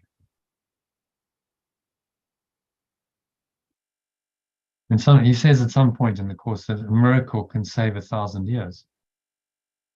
I think he means that literally. Like it can save 1,000 years of having to live unconsciously, because it's shown you something. You've awoken to something. So Mm. that's the time collapse. You don't need to then go through another 1,000 years. That's maybe 10 lifetimes, maybe more. 12, 10. 15 lifetimes that you have to live through one correction. So that correction, say that Eckhart experienced, that would have saved him a huge amount of time. Mm. He didn't have to go and spend the rest of his life suffering, and maybe future lives. It was given to him. Mm. Okay, so just whack that in here. So if you can read the final summary. Readiness is only the prerequisite for accomplishment. Readiness is only the prerequisite for accomplishment. When I am ready, there is some degree of desire to accomplish, but it is not necessarily undivided. The state does not imply more than a potential for a change of mind. My readiness is only the beginning of true confidence that comes through mastery of love, which may seem to have to take an enormous amount of time, but time and space are under the control of my true self, and so the time to attain mastery can be greatly shortened by corrections. Yeah. What he's really saying. So it's like it's a paradox, isn't it? Because you're already there in truth, you're already perfectly one. Mm. But you're not quite there in your awareness. It's No. you're ready, there's some readiness, but there's a gap, isn't there? And closing Oh, that gap yeah, is what this process of awakening is all about. work in progress, yeah. From readiness to mastery, and it's a work in progress. And if you see it that way, that it's a process, and yeah, it can be shortened, and if you keep working like this and you're doing your corrections, it's gonna speed it up greatly. But it remains, while you're in time, that's the process of your life. It's going to unfold. Yeah. Then there's a kind of a surrender. It's okay. It doesn't have to be like, right, I've got to get it now. It's okay. I'm getting it, as I get it, and I'm going as fast as I can. But without pressure. Not as fast as you can, as fast as you're able to learn and adjust. It's a huge adjustment here. It's a new thought system. Oh, An entirely new way of perceiving, thinking about the world, and a new self. A massive adjustment, huge change in your thinking. Yeah. You can only go as fast as you can go. It takes time seems to take time to make those kinds of adjustments. And but worth it. Yeah, well, absolutely. You find, more and more connection, more and more love, more and more peace arising. You can be happier. You're able to cope with life's challenges more better, more easily. You're more resilient. The fruits are not just eternal. It's not just, oh well, it's shit until you get to eternity. It's actually, it can be quite pleasant, quite the happy dream, while as you make that journey from a small willingness. He asked us for small willingness to, like, okay, I'm willing to give a lot more, and then finally I'm willing to give it all. I'm willing to surrender completely and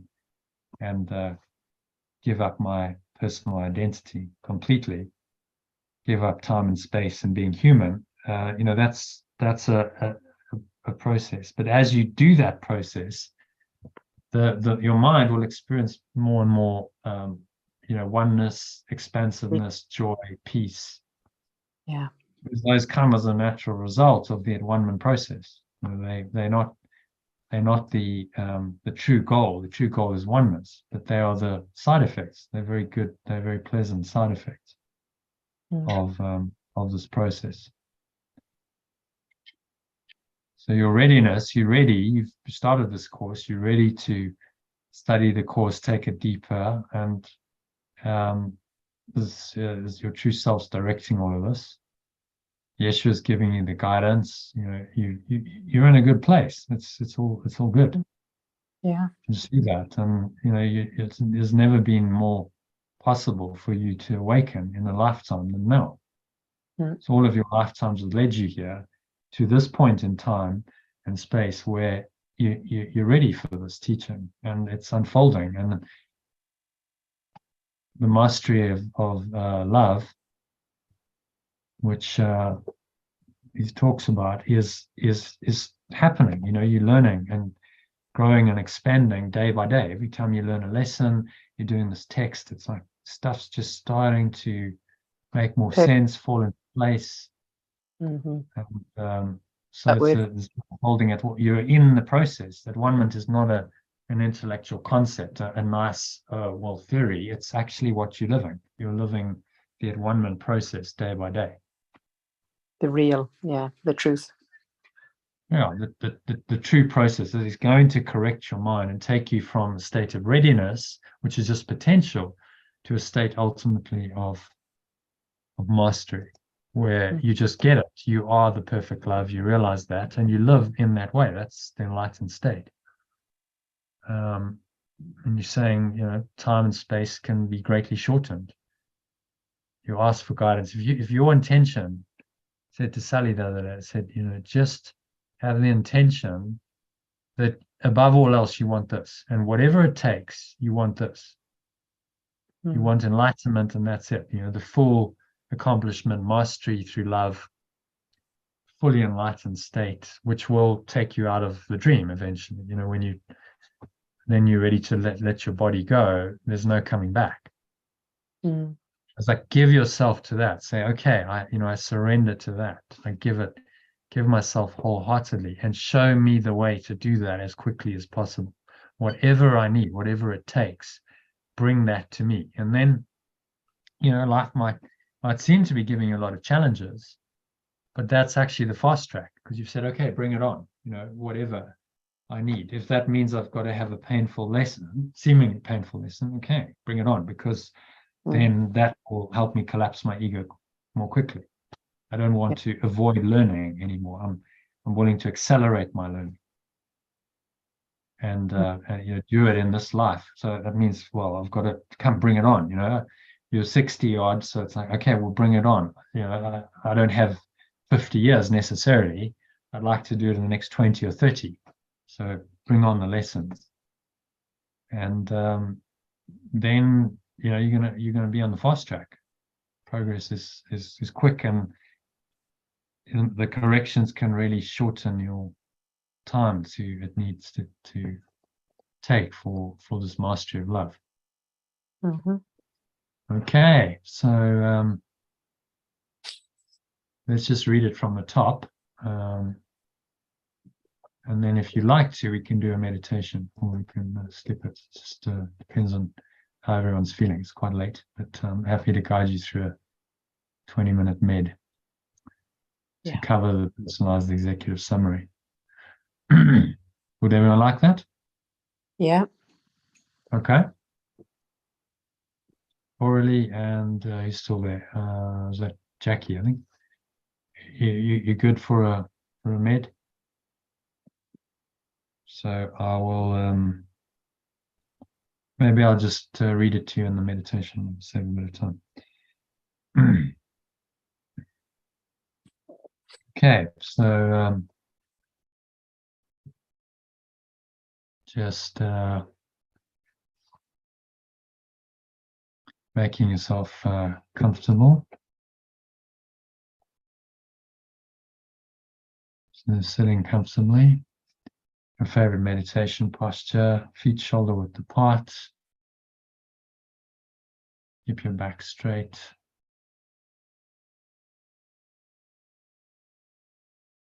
Close your eyes.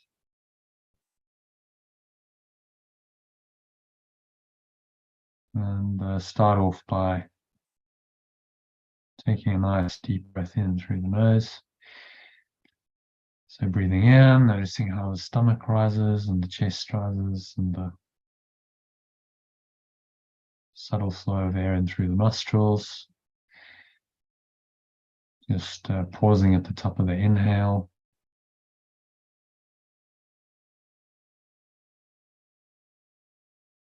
Do a little mind scan, notice any thoughts, emotions, body sensations going on. particularly anything that feels negative, limiting, contracted, constricting in any way. And just be willing to let it go. So exhale, remind yourself today's workbook lesson that my mind is preoccupied with past thoughts. So I'm just going to blow those thoughts away. I don't need to think those kinds of thoughts. Just let them all go. Breathe them all out to the nothingness that they really are.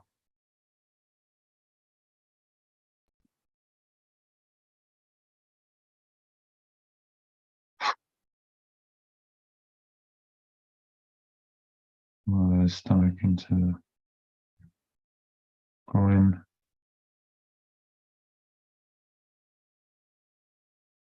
Just rest here in peace and stillness for a bit.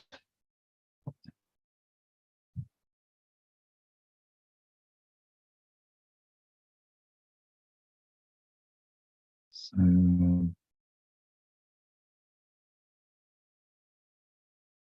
just breathing in and out through your nose. Observing the breath, subtle sensations of the breath in the nostrils. Notice that in the area just below the nose, between your nose and your upper lip. And you just allow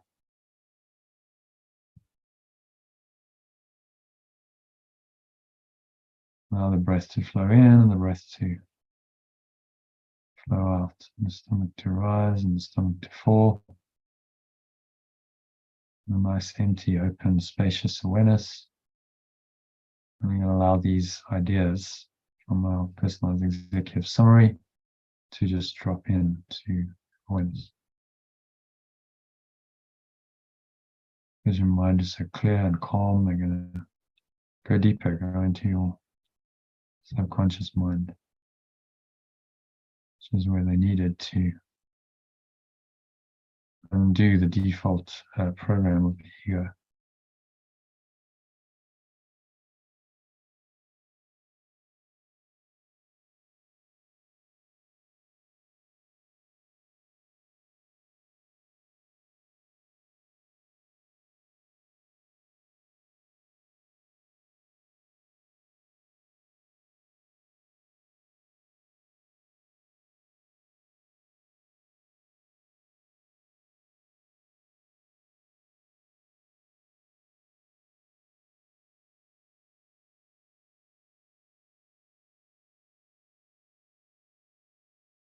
So just listen to these words and say them in your mind after me, because I said in the first person, so it's about internalizing this section. Should not complain about fear, says Yeshua, when I persist in making myself fearful. So if Yeshua intervened between my thoughts and their results, he would be tampering with the basic law of cause and effect, the most fundamental law there is, while I seem to be living in this world.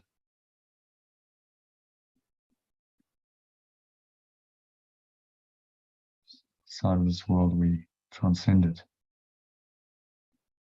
Cause and effect merge and become one. In this world, cause and effect is fundamental law.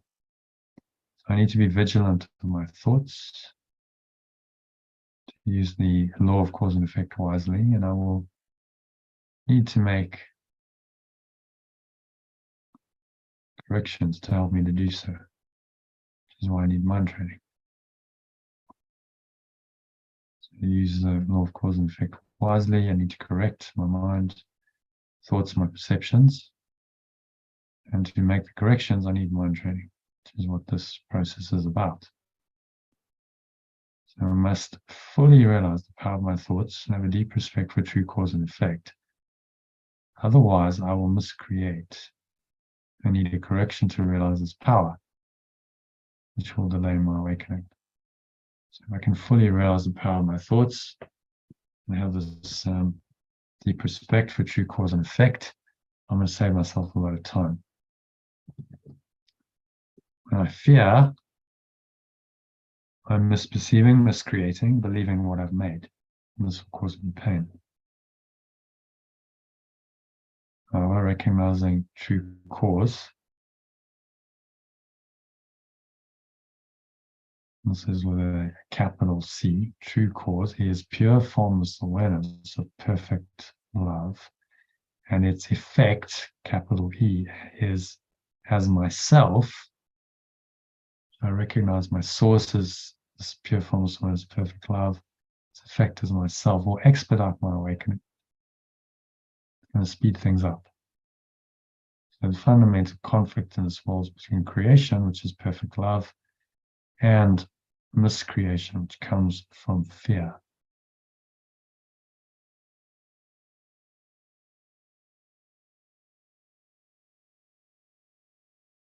So I cannot control fear because I made it. My belief in it has miscreated a life in which the external world seems to be causing my fear. Projected it out, and the external world seems to be very real.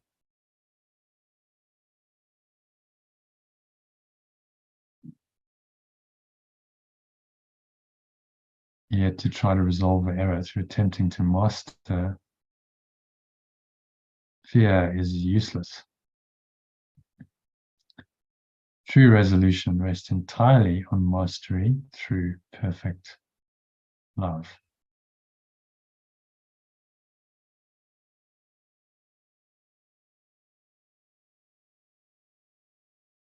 However, as long as I believe in the power of what does not exist, I will experience conflict.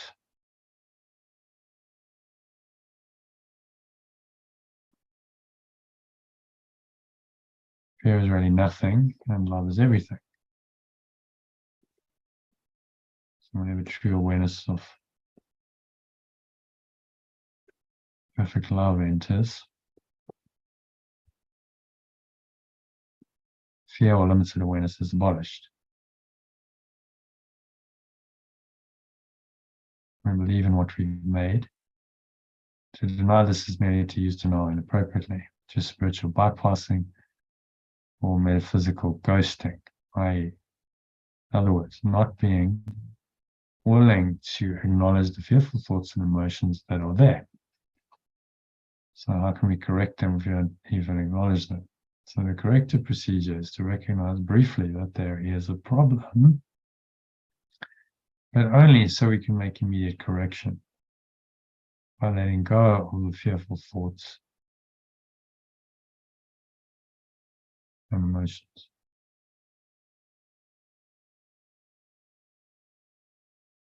Ultimately, no compromise is possible between perfect love and nothing.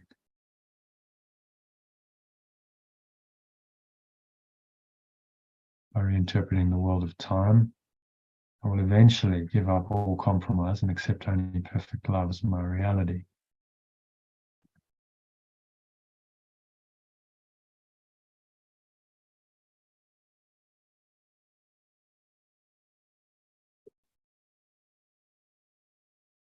So I accept only this pure formless awareness.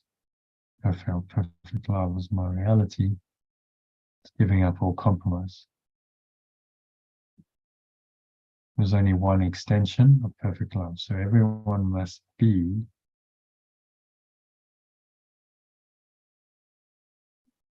an integral part of this whole extension. Extension in its oneness transcends the sum of its parts. This is obscured as long as any of its parts is missing. This is why the conflict between fear and perfect love cannot ultimately be resolved. So all parts of the extension have returned their minds to their formless awareness and perfect oneness.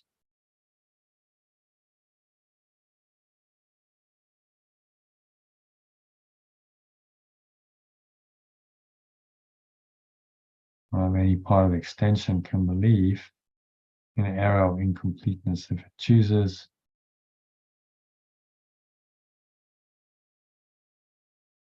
Correction of this error is the at-one process.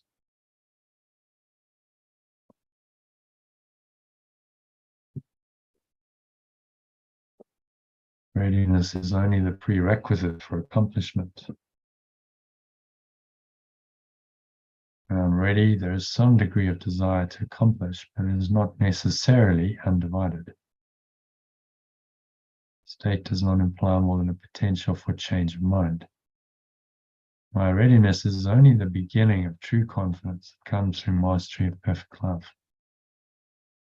So it may seem to need to take an enormous amount of time. Time and space are under the control of my true self. So the time to attain mastery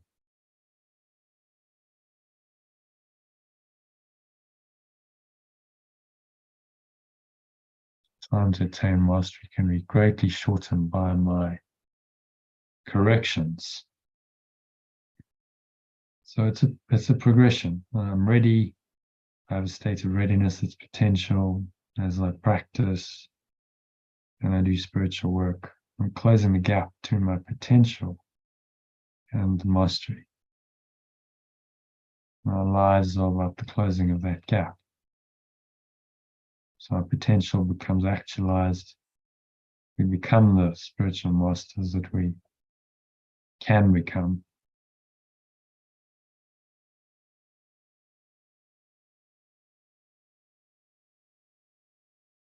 So just let all this sink in. Very comforting. Just saying it's a process. Don't stress. Just be willing, have a little willingness, readiness, as he calls it, to listen.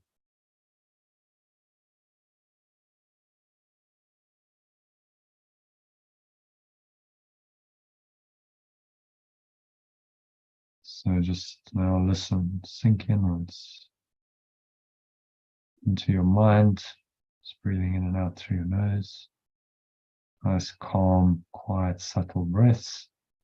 Observe the breath flowing into the nostrils and out of the nostrils. And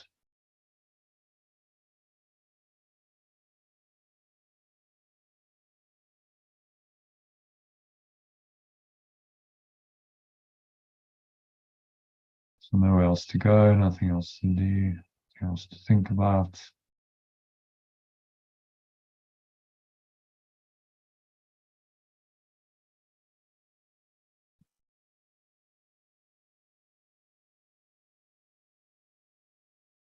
And sinking inwards to the depth of your being. Nowhere else to go, nothing else to do, nothing else to think about, just experience a little glimpse maybe of this state of mastery of love. It's potential in you, so it's there if you don't always actually experience it. Let yourself experience it now.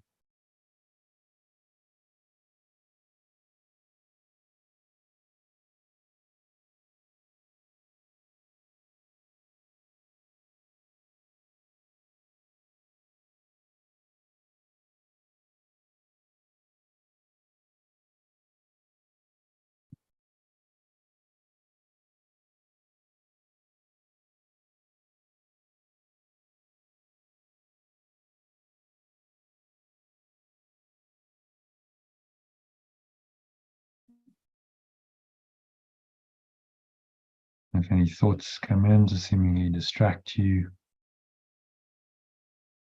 cause you any kind of stress, just observe them casually and you're willing to just let them go.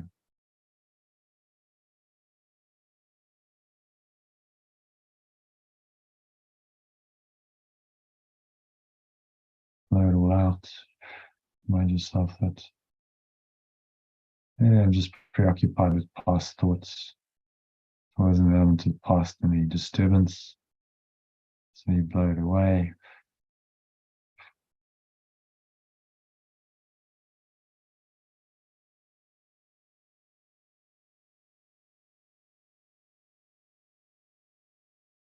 Let it go, flow it out. Surrender into the oneness.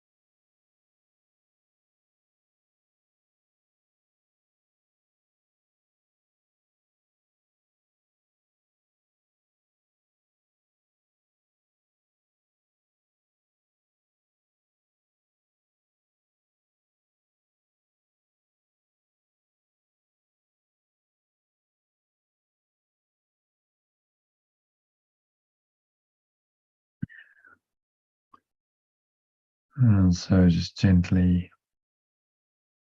coming back to an awareness of the body. Maybe your senses just drifted away. When aware of the body or the breath, bring your awareness back into that. And on the count of 3, you're going to open your eyes. So 1, just breathing in. Noticing how the stomach rises and the chest rises. And subtle flow of air in through the nostrils.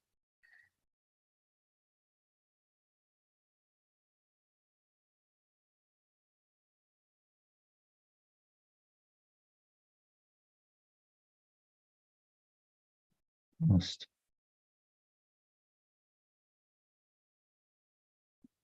pausing at the top of the inhale, scan the mind. Notice any thoughts, emotions, body sensations going on. Anything untoward, anything that feels uncomfortable, contracted, constricting. Remind yourself today's lesson that the mind is just preoccupied with past thoughts. So any discomfort is generally arising from the past conditioning, programming. It's the way influences the way you interpret everything.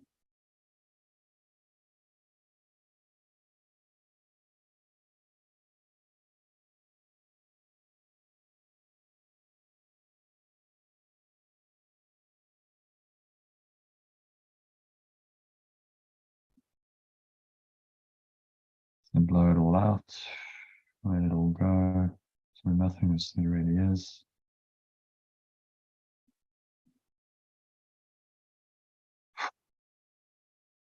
Follow the stomach into the spine, expel the last remaining air out.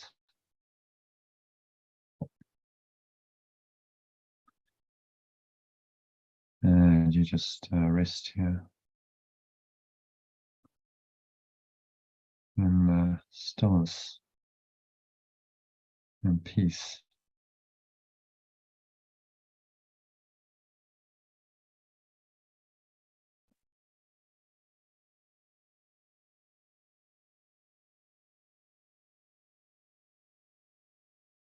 Count to 2, notice weight of your body pressing down into the chair, your feet touch to the ground. Notice what you're feeling and touching. And there's a subtle taste in your mouth, smell in your nose.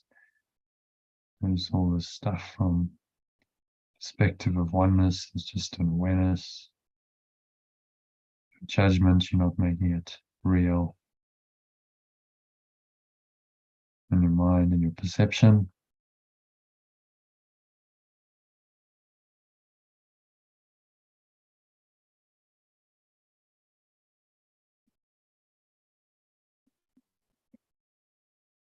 And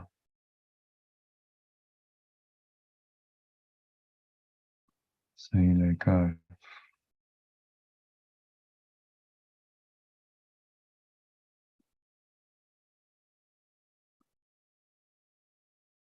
Blow it out, breathe with your breath.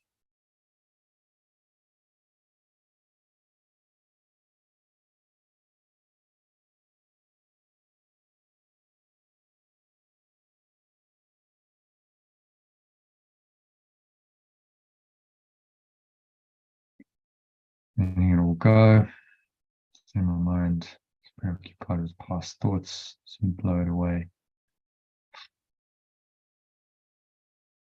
And then on the count of 3, you're going to open your eyes. Just look around for a minute. It's a very calm, quiet state. Observing everything without attachment, no judgment. Just resting in a true awareness.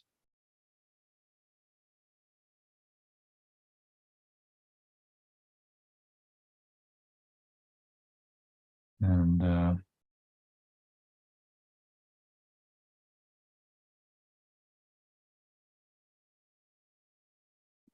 just allow that awareness to carry you, to go with you for the rest of the evening, to bed, and on into tomorrow, till our next session. So that brings us to the end of the meditation and tonight's session. Thanks everyone. That was a great session, and sleep well. Namaste. I will see you tomorrow afternoon at 12:30 UK, 1:30 your time, Aurelie. Okay, thank you. Namaste. Namaste. Nighty night. Namaste. Good night, everyone. Good night. Night. Bye. Bye. Bye. Now enjoy your chat tomorrow.